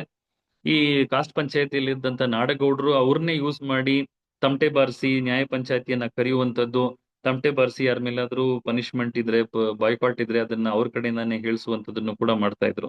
ಇಂಟ್ರೆಸ್ಟಿಂಗ್ ಆಗಿ ಇದರ ಅಂತರವಳ್ಳಿಯಲ್ಲಿ ಏನಾಯ್ತು ಅಂತಂದ್ರೆ ಪೊಲೀಸರೇ ಈ ತೋಟಿಗಳನ್ನ ಬಳಸ್ಕೊಂಡು ಪಂಚಾಯಿತಿಯನ್ನ ಕರೆಯುವಂತದ್ದು, ಮೀಟಿಂಗ್ಸ್ ಅನ್ನ ಕರೆಯುವಂತದನ್ನು ಕೂಡ ಮಾಡ್ತಾ ಇದ್ದದನ್ನ ನಾವು ನೋಡಿದ್ವಿ. ನಾವು ಹೇಳ್ತೀವಿ, ನೀವ್ ಯಾಕೆ ಅವ್ರಿಗೆ ಹೇಳಿದ್ರಿ ಅಂತಂದ್ರೆ ಅವ್ರು ಅದೇ ಕೆಲಸ ಮಾಡ್ತಾರೆ, ಹಂಗಾಗಿ ನಾವು ಅವ್ರಿಗೆ ಹೇಳ್ತೀವಿ ಅಂತ ಹೇಳ್ತಾರೆ. ನಾಡಗೌಡ ಓಪನ್ ಅಂದ್ರೆ ಇಡೀ ಊರೇ ಪಂಚಾಯಿತಿಯಲ್ಲಿ ಇದ್ದಾಗ ನಾವು ದಲಿತರು ನಮ್ಮ ಈ ಒಂದು ಹಬ್ಬದಲ್ಲಿ ಭಾಗವಹಿಸಬಾರದು, ಅವ್ರನ್ನ ಬೈಕಾಟ್ ಮಾಡಿ ನಾವು ಮಾಡ್ಬೇಕು ಅಂತ ಹೇಳಿ ಓಪನ್ ಪಂಚಾಯತ್ ಮೀಟಿಂಗ್ ಅಲ್ಲಿ ಅದನ್ನ ಮಾಡ್ತಾರೆ. ಆ ಪಂಚಾಯತಿ ಮೀಟಿಂಗ್ ಅಲ್ಲಿ ಗ್ರಾಮ ಪಂಚಾಯತಿ ಸದಸ್ಯರುಗಳು, ಒಕ್ಕಲಿಗ ಸದಸ್ಯರುಗಳು, ಇತರೆ ಜಾತಿ ಸದಸ್ಯರುಗಳು ಕೂಡ ಪಂಚಾಯತಿಯಲ್ಲಿ ಇದ್ದು ಅದನ್ನ ಅನುಮೋದನೆ ಮಾಡಿ, ಇನ್ಫ್ಯಾಕ್ಟ್ ಅವರು ಪಂಚಾಯತಿ ಸದಸ್ಯರು ತುಂಬಾ ಅಗ್ರೆಸಿವ್ ಆಗಿ ಅದನ್ನ ತಗೊಂಡೋಗ್ತಾರೆ. ಅದರಲ್ಲಿ ಒಬ್ಬ ಅರ್ಜುನ್ ಅಂತ ಹೇಳಿ ಒಬ್ಬ ಗ್ರಾಮ ಪಂಚಾಯತಿ ಸದಸ್ಯ, ಈ ವಾಸ್ ಮೋಸ್ಟ್ ಅಗ್ರೆಸಿವ್ ಆಗಿ, ರೂತ್ಲೆಸ್ ಆಗಿ ಅವರು ನಡ್ಕೊಂಡ್ರು ಆ ಒಂದು ಎಂಟೈರ್ ಇನ್ಸಿಡೆಂಟ್ ಅಲ್ಲಿ. ನಾವು ಇದ್ ನಂತರದಲ್ಲಿ ಪ್ರೆಸ್ ಮೀಟ್ ಎಲ್ಲ ಆಗುತ್ತೆ. ಪ್ರೆಸ್ ಮೀಟ್ ನಂತರದಲ್ಲಿ DCRE ಮತ್ತೆ DC ಎಲ್ಲರೂ ಕೂಡ ಊರಲ್ಲಿ ಬಂದು ಒಂದು ಪಂಚಾಯತಿ ಮಾಡ್ತಾರೆ. ಪಂಚಾಯತಿ ಮಾಡಿದಾಗ ಹೇಳ್ತಾರೆ, ನೋಡಿ ಈ ತರ ಎಲ್ಲ ಮಾಡೋದು ತಪ್ಪು ಅಂತ ಹೇಳಿ. ಸಮುದಾಯಗಳು ಎರಡೂ ಕೂಡ ಒಟ್ಟೊಟ್ಟಿಗೆ ಮಾಡ್ಬೇಕು ಅಂದಾಗ ಸವರ್ಣೀಯರು ಎಲ್ಲರೂ ಕೂಡ ಆ ಒಂದು ಓಪನ್ ಮೀಟಿಂಗ್ ಹೇಳ್ತಾರೆ, ನೋಡಿ ಸರ್ ನಾವು ಮಾಡಕ್ಕಾಗಲ್ಲ, ಬೇಕಂದ್ರೆ ಈ ದೇವಸ್ಥಾನಗಳನ್ನ ನಾವು ಕ್ಲೋಸ್ ಮಾಡ್ತೀವಿ ಹೊರತು ನಾವು ಇವ್ರ ಜೊತೆಯಲ್ಲಿ ಇದು ಮಾಡಲ್ಲ, ನಾವು ಏನು ಜೊತೆಯಲ್ಲಿ ಸೇರಿ ನಾವು ಹಬ್ಬ ಮಾಡಲ್ಲ ಅಂತ ಹೇಳಿ ಆಗುತ್ತೆ. ತದನಂತರದಲ್ಲಿ ಈಗಲೂ ಕೂಡ ಆ ಪಟ್ಟದಮ್ಮ ನಂತರದಲ್ಲಿ ಹಲವಾರು ಫೆಸ್ಟಿವಲ್ಸ್ ಬರುತ್ತೆ, ಅದನ್ನೆಲ್ಲವನ್ನು ಕೂಡ ಅವರು ಅಬ್ಯಾಂಡನ್ ಮಾಡ್ಬಿಡ್ತಾರೆ, ನಾವು ಮಾಡಲ್ಲ, ಯಾಕಂದ್ರೆ ಮಾಡೋದಾಗಿದ್ರೆ ಇವ್ರ ಜೊತೆಲಿ ಸೇರಿ ನಾವು ಮಾಡ್ಬೇಕು ಅಂತ ಆ ವ್ಯವಸ್ಥೆ ಹೇಳ್ತಾ ಇದೆ ಅಂತ ಹೇಳಿ ಅವರು ಅದನ್ನು ಕೂಡ ಅಬ್ಯಾಂಡನ್ ಮಾಡ್ತಾರೆ. ಈಗ ಸದ್ಯಕ್ಕೆ ಆ ಹಳ್ಳಿಯಲ್ಲಿ ಯಾರು ಕೂಡ. ಸೊ ಇಂಟ್ರೆಸ್ಟಿಂಗ್ ಏನು ಅಂತಂದ್ರೆ ಈ ಮೀಟಿಂಗ್ ಆದ ನಂತರದಲ್ಲಿ local police, circle inspector, sub inspector ಎಲ್ಲ ಕರೆದು ದಲಿತರನ್ನ ಅವ್ರು ಅಡ್ವೈಸ್ ಮಾಡ್ತಾರೆ, ನೋಡ್ರಿ ಸಂಪ್ರದಾಯಬದ್ಧವಾಗಿ ಇದೆಲ್ಲ ಸರಿ ಇಲ್ಲ, ಸಾಂಪ್ರದಾಯಿಕವಾಗಿ ಅವ್ರು ಸಪರೇಟ್ ಆಗಿ ಮಾಡ್ಬೇಕು, ಹಿಂಗ್ ಸಪರೇಟ್ ಆಗಿ ಮಾಡ್ಬೇಕು. ಸೊ ಪ್ರತಿಯೊಂದು ಇನ್ಸ್ಟೆನ್ಸಸ್ ಮಾತಾಡೋದು ಸೆಂಟೆನ್ಸ್ ಅಲ್ಲೂ ಕೂಡ ಕಸ್ಟಮ್ಸ್ ಟ್ರೆಡಿಷನ್ಸ್ ನ ಪ್ರಾಕ್ಟೀಸ್ ಮಾಡಿ, ಫಾಲೋ ಮಾಡಿ, ಹಳ್ಳಿನ ನೀವ್ ಯಾಕೆ ಹೊಡಿತಾ ಇದ್ದೀರಾ, ನಿಮ್ಮಿಂದ ಇದೆಲ್ಲ ಆಗ್ತಾ ಇದೆ, ದೇವಸ್ಥಾನ ಕ್ಲೋಸ್ ಆಗಿದೆ ಅಂತೆಲ್ಲ ಮಾತಾಡೋ ಇನ್ಸ್ಟಿಟ್ಯೂಷನ್ಸ್. ಸೊ ಹಂಗಾಗಿ ಇನ್ಸ್ಟಿಟ್ಯೂಷನ್ಸ್ ಅನ್ನ ನಡೆಸುವಂತವರು, ವ್ಯವಸ್ಥೆಯಲ್ಲಿ ಇರುವಂತವರು ಕೂಡ ಈ ಒಂದು ಸೋಷಿಯಲ್ ಮೊರಾಲಿಟಿಯನ್ನ ಅಕ್ಸೆಪ್ಟ್ ಮಾಡಿಕೊಂಡು, ಸಂವಿಧಾನ ಇದ್ರೂ ಕೂಡ, ಕಾನೂನುಗಳಿದ್ರೂ ಕೂಡ ಅದು ವಿರುದ್ಧವಾಗಿ ಅವರು ನಡ್ಕೊಳ್ಳೋದನ್ನ ನಾವು ಇದ್ಯಾವುದೋ 19ನೇ ಶತಮಾನದಲ್ಲ, ಈಗ 21ನೇ ಶತಮಾನದಲ್ಲಿ ನಾವು ನೋಡ್ತಾ ಇದ್ದೀವಿ. ನಾವು ಒಂದು ಸಣ್ಣ ಉದಾಹರಣೆ ಅಂತಂದ್ರೆ, ಇದು ಒಂದು 18th ಸೆಂಚುರಿಯಲ್ಲಿ ಆದಂತ ಒಂದು ಘಟನೆ. ಸಾಮಾನ್ಯವಾಗಿ ಸಿವಿಲ್ ರೈಟ್ಸ್ ಮೂವ್ಮೆಂಟ್ ಬಗ್ಗೆ ಮಾತಾಡುವಾಗ ರೋಸಾ ಪಾರ್ಕ್ಸ್ ಬಗ್ಗೆ ಮಾತಾಡ್ತಾರೆ, ಬಟ್ ಇಂಡಿಯಾದಲ್ಲಿ ಹಂಗೆ ನೋಡ್ಬೇಕಂದ್ರೆ 18th ಸೆಂಚುರಿಯಲ್ಲಿ ಮೂಕನಾಡಾರ್ ಅಂತ ಹೇಳಿ ಒಬ್ಬ ವ್ಯಕ್ತಿ ಇದ್ದ. ಮೂಕನಾಡಾರ್ ಟು ರೋಸಾ ಪಾರ್ಕ್ಸ್ ಅಂತ ಒಬ್ರು ಬರೆದಿದ್ದಾರೆ ಒಂದು civil rights movement. So Nadar community ಬ್ರಿಟಿಷ್ ಬಂದ ನಂತರದಲ್ಲಿ ಸ್ವಲ್ಪ ಎಕನಾಮಿಕಲಿ ಬೆನಿಫಿಟ್ ಆಗ್ತಾ ಹೋದಾಗ ಅವ್ರು ಏನ್ ಮಾಡ್ತಾರೆ ಅಂತಂದ್ರೆ, Nadar is the most backward community, ಅವ್ರಿಗೆ ನೆಕ್ಸ್ಟ್ ಬರೋದೇ ಅನ್ಟಚಬಲ್ ಕಾಸ್ಟ್. ಸೊ ಅವರೆಲ್ಲ 18th century, mid 18th century ಬಗ್ಗೆ ನಾನು ಹೇಳ್ತಾ ಇದ್ದೀನಿ. ಅವರೆಲ್ಲ DC ಹೋಗಿ ಒಂದು ಅಪ್ಲಿಕೇಶನ್ ಕೊಡ್ತಾರೆ, ನಮ್ಮನ್ನು ಕೂಡ ದೇವಸ್ಥಾನದ ಒಳಗೆ ಬಿಡ್ಬೇಕು ನೀವು ಅಂತ ಹೇಳಿ. ಆದ್ರೆ ಅಪ್ಲಿಕೇಶನ್ಸ್ ಎಲ್ಲ ರಿಜೆಕ್ಟ್ ಆಗುತ್ತೆ. ಅವ್ರು ಹೇಳ್ತಾರೆ, ನಾವು ಕೂಡ ಎಕನಾಮಿಕಲಿ ಇತರೆ ಜಾತಿಗಳಿಗಿಂತ ಅಥವಾ ಅವ್ರ ಸಮಾನರಾಗಿ ಇದೀವಿ, ನಮ್ಗೆ ಯಾಕೆ ನೀವು ಇಂಡಿಗ್ನಿಫೈಡ್ ಆಗಿ ನೋಡ್ತಿದ್ದೀರಾ ಅಂತೆಲ್ಲ ಹೇಳ್ತಾರೆ. ಸೊ ಇವ್ರೇನ್ ಮಾಡ್ತಾರೆ, ಅಲ್ಲಿರುವಂತ ಜಾತಿ ಅಪರ್ ಕಾಸ್ಟ್ ಅವ್ರು ಯಾರು ಕೂಡ ಒಪ್ಕೊಳ್ಳಲ್ಲ. DC ಕೂಡ ಅವ್ರು ಕೊಡುವಂತ ಅಪ್ಲಿಕೇಶನ್ ತಗೊಳ್ಳಲ್ಲ. ಏಕಾಏಕಿ ಒಂದಿನ ಇವ್ರೇನ್ ಮಾಡ್ತಾರೆ ಅಂದ್ರೆ, ಇದು ಮಧುರೈಯಲ್ಲಿ ನಡೆದಂತ ಒಂದು ಇನ್ಸಿಡೆಂಟ್. ಮಧುರೈ ಮೀನಾಕ್ಷಿ ಎಲ್ಲ ಗೊತ್ತಿರುತ್ತೆ, ಬಟ್ ಮಧುರೈ ಮೀನಾಕ್ಷಿ ಎಲ್ಲ ಅಲ್ಲಿಂದ ಸ್ವಲ್ಪ ದೂರದಲ್ಲಿ ಇನ್ನೊಂದು ಮೀನಾಕ್ಷಿ ದೇವಸ್ಥಾನ ಇದೆ. ಸೊ ಎಲ್ರಿಗೂ ಗೊತ್ತಿರೋ ಹಂಗೆ ದೇವಸ್ಥಾನದ ಒಳಗೆ ಯಾರು ಇರಬೇಕು, ದೇವಸ್ಥಾನದ ಗರ್ಭಗುಡಿಯಲ್ಲಿ ಯಾರು ಬೇಕು, ದೇವಸ್ಥಾನದ ಹೊರಗಡೆ ಯಾರು ಇರಬೇಕು, ಮತ್ತೆ ಸೊ ಮೀಟರ್ಗೂ ಒಂದು ಜಾತಿಯನ್ನ ನಿಲ್ಲಿಸ್ಬೇಕು ಅನ್ನೋ ಒಂದು ಪದ್ಧತಿ ಇತ್ತು ಆಗ. ಸೊ ಇವ್ರೇನ್ ಮಾಡ್ತಾರೆ, ಅದನ್ನೆಲ್ಲ ಮೀರಿ ಒಳಗೋಗಿ ಒಂದು ತೆಂಗಿನಕಾಯಿನ ಒಡೆದು ಬಿಡ್ತಾರೆ. ತೆಂಗಿನಕಾಯಿ ಒಡೆದ ನಂತರದಲ್ಲಿ ಆ ಶಬ್ದ ಕೇಳಿ ಅಕ್ಕಪಕ್ಕದಲ್ಲಿದ್ದಂತ ಮೇಲ್ಜಾತಿಯವರು ಬಂದು ಆ ಮೂಕನಾಡರ್ ಮತ್ತೆ 3 ಜನ ಇತರ ನಾಡರ್ ಸಮುದಾಯದವರನ್ನ ಆ ದೇವಸ್ಥಾನದ ಒಳಗಡೆನೆ ಕೊಚ್ಚಾಕ್ಬಿಡ್ತಾರೆ, ಮರ್ಡರ್ ಮಾಡ್ತಾರೆ. ಸಾಮಾನ್ಯವಾಗಿ ಮರ್ಡರ್ ಮಾಡಿದಾಗ ಏನು ಇಮಿಡಿಯೇಟ್ ಆಗಿ ಪೊಲೀಸ್ ಬರ್ತಾರೆ, FIR ಮಾಡಬೇಕು. ಬಟ್ ಈ ಕೇಸಲ್ಲಿ ಇಂಟ್ರೆಸ್ಟಿಂಗ್ ಏನಂತಂದ್ರೆ, ಆ ಇಡೀ ನಾಡಾರ್ ಸಮುದಾಯದ ಮೇಲೆ 10,000 ರೂಪಾಯಿ ದಂಡ ಹಾಕ್ತಾರೆ. ನೀವು ಜಾತಿ ಕಸ್ಟಮ್ಸ್ ಅನ್ನ ಮೀರಿ ದೇವಸ್ಥಾನದೊಳಗೆ ಹೋಗಿ ಕಲುಷಿತ ಮಾಡಿದೀರಾ, ಹಂಗಾಗಿ ನೀವೆಲ್ಲರೂ ಕೂಡ 10,000 ರೂಪಾಯಿ ಕೊಡಬೇಕು ಅಂತ ಹೇಳಿ. ಈ ಕೇಸು ಪ್ರಿವಿ ಕೌನ್ಸಿಲ್ ವರೆಗೂ ಹೋಗಿದೆ. It's recorded history. Privy Council ಅಲ್ಲೂ ಕೂಡ ಅದನ್ನೇ ಹೇಳ್ತಾರೆ, ಕಾಸ್ಟ್ ಕಸ್ಟಮ್ಸ್ ಅನ್ನ ನೀವು ಮೀರಿ ದೇವಸ್ಥಾನದೊಳಗೆ ಹೋಗಿರೋದಕ್ಕೆ ನಿಮಗೆ ಪನಿಷ್ಮೆಂಟ್, ಹಂಗಾಗಿ ನೀವು ಸಮುದಾಯನೇ 10,000 ರೂಪಾಯಿ ದಂಡ ಕೊಡಬೇಕು ಅಂತ. ಸೊ ಇದಾದ ನಂತರದಲ್ಲಿ ರಾಮ್ನಾಡ್ ರಯೋಟ್ಸ್ ಅಂತೆಲ್ಲ ಕೂಡ ನಡೆಯುತ್ತೆ. ಮತ್ತೆ ಆಫ್ಟರ್ ದಟ್ ಏನಾಗುತ್ತೆ, ಈ ಧರ್ಮದೊಳಗೆ ನಾವಿದ್ರೆ ನಮಗೆ ಇಲ್ಲಿ ಸ್ಥಾನಮಾನ ಇರಲ್ಲ, ನಮ್ಮನ್ನ ಯಾರು ಕೂಡ ಡಿಗ್ನಿಫೈಡ್ ಆಗಿ ನೋಡ್ಕೊಳ್ಳಲ್ಲ, ನಮ್ಮ ಸ್ವಾಭಿಮಾನನೂ ಇರಲ್ಲ ಅಂತ ಹೇಳಿ ಅವರು as a community for the first time ಅಂದ್ರೆ ಲಾರ್ಜ್ ಎಕ್ಸ್ಟೆಂಟ್ ಅವರು ಕನ್ವರ್ಷನ್ ಆಗ್ತಾರೆ. ಇದು ಲೇಟ್ 18th ಅರ್ಲಿ 19th ಸೆಂಚುರಿಯಲ್ಲಿ ನಡೆದಂತ. ಸೊ ಆಗ ಹೆಂಗಿತ್ತು ಅದೇ ರೀತಿಯಾದಂತ ವ್ಯವಸ್ಥೆಯೂ ಕೂಡ ಈಗಲೂ ಕೂಡ ನಾವು ನೋಡ್ತಾ ಇದ್ದೀವಿ. ಸೊ ಈ ಕಾನ್ಸ್ಟಿಟ್ಯೂಷನಲ್ ಮೊರಾಲಿಟಿ ಅಂತಂದ್ರೆ ಏನು, ಇಂಡಿವಿಜುವಲ್ ಡಿಗ್ನಿಟಿ, ಈಕ್ವಾಲಿಟಿ, ಲಿಬರ್ಟಿ, ಇದಕ್ಕೆ ಇದನ್ನ ನಾವು ದಿನನಿತ್ಯ ಜೀವನದಲ್ಲಿ ನಾವು ಅಳವಡಿಸ್ಕೋಬೇಕು ಆಸ್ ಅನ್ ಇಂಡಿವಿಜುವಲ್ ಆಗಿ. ಬಟ್ ಆದ್ರೆ ಒಂದು ವ್ಯವಸ್ಥೆಯಾಗಿ ಇನ್ಸ್ಟಿಟ್ಯೂಷನ್ಸ್ ಕೂಡ ಇದನ್ನ ಅಕ್ಸೆಪ್ಟ್ ಮಾಡ್ಕೋಬೇಕು. ಅದನ್ನ ಆ ವ್ಯಾಲ್ಯೂಸ್ ಅನ್ನ ಅರ್ಥ ಮಾಡಿಕೊಂಡು ಅವರು ತಮ್ಮ ಸರ್ವಿಸ್ ಅನ್ನ ಜನರಿಗೆ ಕೊಡಬೇಕಾಗಿದೆ. ಸೊ ಈ ಕಾನ್ಸ್ಟಿಟ್ಯೂಷನಲ್ ಮೊರಾಲಿಟೀಸ್ ಇದೆಯಾ ಎಲ್ಲಾದ್ರೂ ನಾವು ನೋಡೋದಾಗಿದ್ರೆ, ನಾವು ನೋಡಿದಂತ ಯಾವುದೇ ಇಂಟ್ರೆಸ್ಟಿಂಗ್ ಇದು ಒಂದು ಹೇಳೋದು ಮರ್ತು ಬಿಟ್ಟೆ, ಹಾನರ್ ಕಿಲ್ಲಿಂಗ್ ಅಲ್ಲಿ ತುಂಬಾ ವರ್ಸ್ಟ್ ಆಗಿ ನಡ್ಕೊಂಡಿದ್ದು ಯಾರು ಅಂತಂದ್ರೆ ಪೊಲೀಸ್ ಆಫೀಸರ್ಸ್. ಅಂದ್ರೆ ವಿಶ್ವನಾಥಪುರ ಪೊಲೀಸ್ ಸ್ಟೇಷನ್ ಜುರಿಸ್ಡಿಕ್ಷನ್ ಬಂದಂತ ಈ ಹಳ್ಳಿ, ಆ ಹುಡುಗಿ ಆಲ್ಮೋಸ್ಟ್ ಫಾರ್ 15 days ಪ್ರತಿ ದಿನ ಹೋಗಿ ಕಂಪ್ಲೇಂಟ್ ಕೊಡ್ತಾಳೆ ಪೊಲೀಸರಿಗೆ, ಈ ರೀತಿ ನಮ್ಮ ತಂದೆ ನನ್ನನ್ನ ತುಂಬಾ ಹರಾಸ್ ಮಾಡ್ತಾ ಇದ್ದಾರೆ, ಈ ತರ ನನ್ನನ್ನ ಸಾಯಿಸುವಂತ ಇದು ಪ್ರಯತ್ನನೂ ಕೂಡ ಇದೆ ನನ್ನ ಮೇಲೆ, ಹಂಗಾಗಿ ನನಗೆ ರಕ್ಷಣೆ ಕೊಡಿ. ಆ ಹುಡುಗನ ಹೊಡೆದ್ರು ಕೂಡ ಆ ಹುಡುಗ ಕಂಪ್ಲೇಂಟ್ ಕೊಡಲ್ಲ, ಅವ್ರ ಫ್ಯಾಮಿಲಿ ಅವ್ರು ಕಂಪ್ಲೇಂಟ್ ಕೊಡಲ್ಲ. ಈ ಹುಡುಗಿನೇ ಹೋಗಿ ನಮ್ಮ ತಂದೆ, ನಮ್ಮ ಸಮುದಾಯದ ಹುಡುಗರೆಲ್ಲ ಸೇರಿ ಹುಡುಗನ್ನ ಹೊಡೆದಿದ್ದಾರೆ, ಅವ್ರ ಮೇಲೆ ನೀವು FIR ಮಾಡಿ ಅಂತ ಪದೇ ಪದೇ ಕೇಳ್ಕೊಂಡ್ರು ಕೂಡ ಒಂದು FIR ಆಗ್ಲಿ ಒಂದು ಕಂಪ್ಲೇಂಟ್ ಆಗ್ಲಿ ಪೊಲೀಸ್ ತಗೊಳಲ್ಲ. ಅವ್ರು ಹೇಳ್ತಾರೆ, ನೋಡಮ್ಮ ಇದು ನಿಮ್ ಫ್ಯಾಮಿಲಿ ಮ್ಯಾಟ್ರು, ಹಂಗಾಗಿ ನೀವು ಕೂತ್ಕೊಂಡು ನಿಮ್ ತಂದೆ ತಾಯಿ ಜೊತೆ ಮಾತಾಡ್ಕೊಳ್ಳಿ ಅಂತೇಳಿ. ಸೊ ಕೊನೆಯದಾಗಿ ತುಂಬಾ ಅವ್ರ ತಂದೆ ತುಂಬಾ ವೈಲೆಂಟ್ ಆಗ್ಬಿಡ್ತಾರೆ. ಕೊನೆಯದಾಗಿ ಅವಳು ಏನ್ ಮಾಡ್ತಾಳೆ, ಒಂದು ಕಂಪ್ಲೇಂಟ್ ಕೊಡೋಣ ಅಂತೇಳಿ ಅವಳು ಮನೆಯಿಂದ ತಪ್ಪಿಸ್ಕೊಂಡು ಪೊಲೀಸ್ ಸ್ಟೇಷನ್ ಬಂದು ಕಂಪ್ಲೇಂಟ್ ಕೊಡ್ತಾಳೆ. ಪೊಲೀಸರು ಇಬ್ರು ಫ್ಯಾಮಿಲೀಸ್ ಅನ್ನು ಕೂಡ ಸ್ಟೇಷನ್ ಕರ್ಸಿ ಮಾತಾಡಿಸ್ತಾರೆ. ಕಂಪ್ಲೇಂಟ್ ಆಗಲ್ಲ, FIR ಆಗಲ್ಲ. ಮತ್ತೆ ಆ ಹುಡುಗಿನ ತಂದೆ ಜೊತೆನೆ ವಾಪಸ್ ಕಳಿಸ್ತಾರೆ. ತಂದೆ ಜೊತೆ ವಾಪಸ್ ಕಳಿಸಿ, ನೋಡಿ ಅದೇನಿದ್ರು ಕೂಡ ಬಗೆಹರಿಸ್ಕೊಳ್ಳಿ, ಇನ್ನ ಒಂದು ವಾರದಲ್ಲಿ ನನಗೆ ಅದನ್ನ ಏನಾದ್ರು ನೀವು ಇನ್ಫಾರ್ಮ್ ಮಾಡ್ಬೇಕು, ಏನ್ ಡಿಸಿಷನ್ ತಗೊಂಡಿದ್ದೀರಾ ಅಂತ ಹೇಳಿ ವಾಪಸ್ ಕಳಿಸ್ತಾರೆ. ಅದೇ ರಾತ್ರಿ ಅವ್ರ ತಂದೆ ಏನ್ ಮಾಡ್ತಾನೆ, ಆ ಹುಡುಗಿನ ಕೊಂದಾಕ್ಬಿಡ್ತಾರೆ ಚಾಕುವಿಂದ. ಸೊ ಇದು ನಡೆಯೋದು 2022-23 ಸಂದರ್ಭದಲ್ಲಿ ನಡೆದಂತ ಒಂದು ಘಟನೆ. ಇನ್ಸ್ಟಿಟ್ಯೂಷನಲ್ ಅಂದ್ರೆ ಈ ಪೊಲೀಸ್ ವ್ಯವಸ್ಥೆಯನ್ನು ಕೂಡ ಯಾವ ರೀತಿ ನಡ್ಕೊಳ್ತಾ ಇದೆ ಅನ್ನೋದನ್ನ, ಈ ಕಾನ್ಸ್ಟಿಟ್ಯೂಷನಲ್ ಮೊರಾಲಿಟಿ ಅನ್ನೋದನ್ನ ನಾವು I mean day to day life ಅಲ್ಲಿ ಅಥಾರಿಟೀಸ್ ಕೂಡ ಫಾಲೋ ಮಾಡಲ್ಲ. ಸೊ ಸುಪ್ರೀಂ ಕೋರ್ಟ್ ಯಾವ ರೀತಿ, ಹೈಕೋರ್ಟ್ಸ್ ಯಾವ ರೀತಿ ಇದನ್ನ ನೋಡಿದೆ ಅನ್ನೋದನ್ನ ನೋಡೋದಾಗಿದೆ. ನಾವು 1992 ಅಲ್ಲೇ ಒಂದು ಐ ಮೀನ್ ಅಟ್ರಾಸಿಟಿ ಕಾಯ್ದೆ 1989 ಇಂಪ್ಲಿಮೆಂಟ್ ಆಗೋದಕ್ಕಿಂತ ಮುಂಚೆ PCR ಇತ್ತು. ಆ PCR ಆದಂತ ಸಂದರ್ಭದಲ್ಲಿ ಒಂದು ಇನ್ಸಿಡೆಂಟ್ ನಡೆಯುತ್ತೆ ಕರ್ನಾಟಕದಲ್ಲಿ. ಇದು ಸ್ಟೇಟ್ ಆಫ್ ಕರ್ನಾಟಕ ವಿಸ್ ಅಪ್ಪು ಬಾಲು ಇಂಗಾಲೆ ಅಂತೇಳಿ ದಲಿತ ಒಂದು ಹೊಸದಾಗಿ ಬೋರ್ವೆಲ್ ಅನ್ನ ತೋಡಿರ್ತಾರೆ. ಬೋರ್ವೆಲ್ ತೋಡದ್ಮೇಲೆ ಇಡೀ ಊರಿಗೆ ಅಂತ ಹೇಳಿ ನೀರು ಅಂತ ಹೇಳಿರ್ತಾರೆ. ಬಟ್ ಆದ್ರೆ ದಲಿತರು ಹೋಗಿ ನೀರು ಹಿಡಿಯಕ್ ಹೋದಾಗ ಅದನ್ನ ಅವರು ಅಪೋಸ್ ಮಾಡ್ತಾರೆ ಅಂತಂದ್ರೆ ಫಿಸಿಕಲ್ ಆಗಿ ಯಾರನ್ನೂ ಅಬ್ಯೂಸ್ ಮಾಡಲ್ಲ, ಏನು ಮಾಡಲ್ಲ.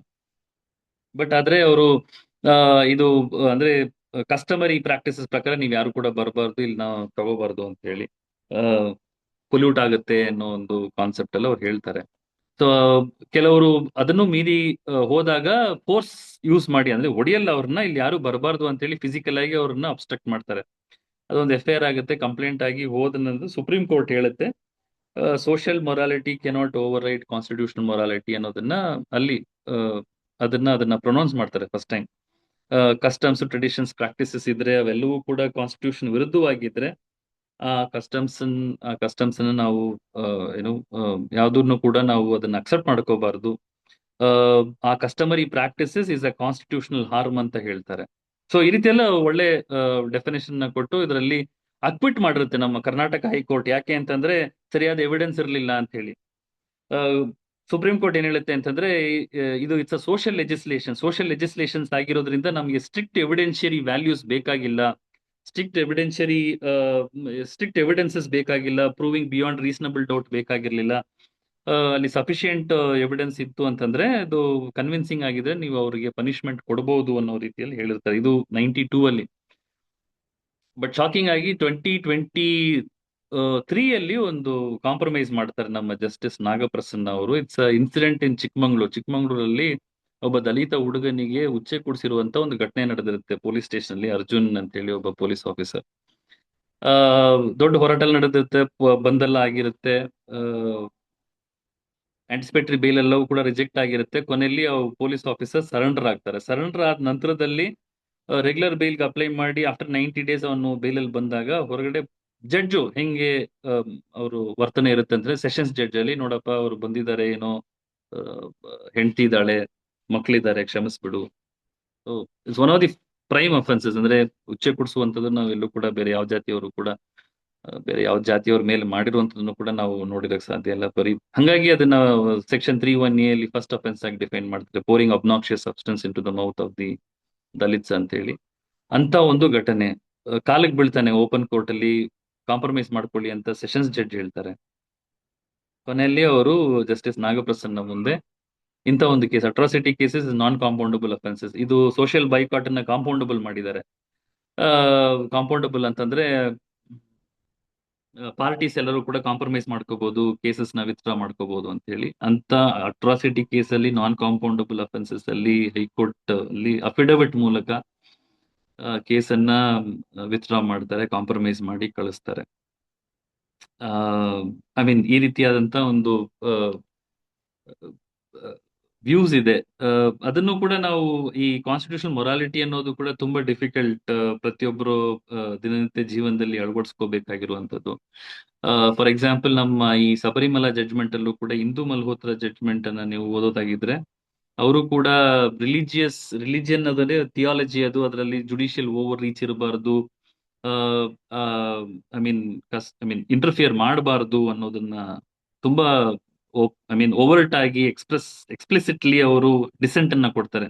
One of the finest judgement of constitution ಮೊರಾಲಿಟಿಯನ್ನ ತುಂಬಾ ಗ್ಲೋರಿಫೈ ಮಾಡಿದಂತ ಜಡ್ಜ್ಮೆಂಟ್ ನೀವು ಜಸ್ಟಿಸ್ ರೋಹಿಂಟನ್ ನಾರಿಮನ್ ಅವರಾಗ್ಲಿ, ಜಸ್ಟಿಸ್ ಡಿ.ವೈ. ಚಂದ್ರಚೂಡ್ ಜಡ್ಜ್ಮೆಂಟ್ ನೋಡೋದಾಗಿದ್ರೆ, ಆರ್ಟಿಕಲ್ 17 ಅನ್ಟಚಬಿಲಿಟಿಯನ್ನು ಅಬಾಲಿಷ್ ಮಾಡಿದ್ದಾರೆ. Untouchability is not merely associated with caste based untouchability, but untouchability includes anything that makes a person to exclude because of purity and pollution. So ಹಂಗಾಗಿ Sabarimala judgment ಅಲ್ಲಿ ಹೆಣ್ಣು ಮಕ್ಕಳನ್ನ 10 to 50 years ಅವ್ರನ್ನ entry ಇಲ್ಲ ಅಂತ ಹೇಳೋದು ಕೂಡ purity and pollution based discrimination. ಹಂಗಾಗಿ ಆರ್ಟಿಕಲ್ 17 ಇಸ್ ಅಟ್ರಾಕ್ಟೆಡ್ ಅಂತ ಹೇಳಿ, social morality cannot determine the lifes of the people, constitution morality ಇರಬೇಕು, ಇಟ್ ಶುಡ್ ಓವರ್ ರೈಡ್ ಅಂತೆಲ್ಲ. ಒಳ್ಳೆ ಜಡ್ಜ್ಮೆಂಟ್ಸ್ ಬಂದಿದೆ, ನಾಸ್ ಫೌಂಡೇಶನ್ ಆಗ್ಲಿ, ಇದೆಲ್ಲವೂ ಕೂಡ.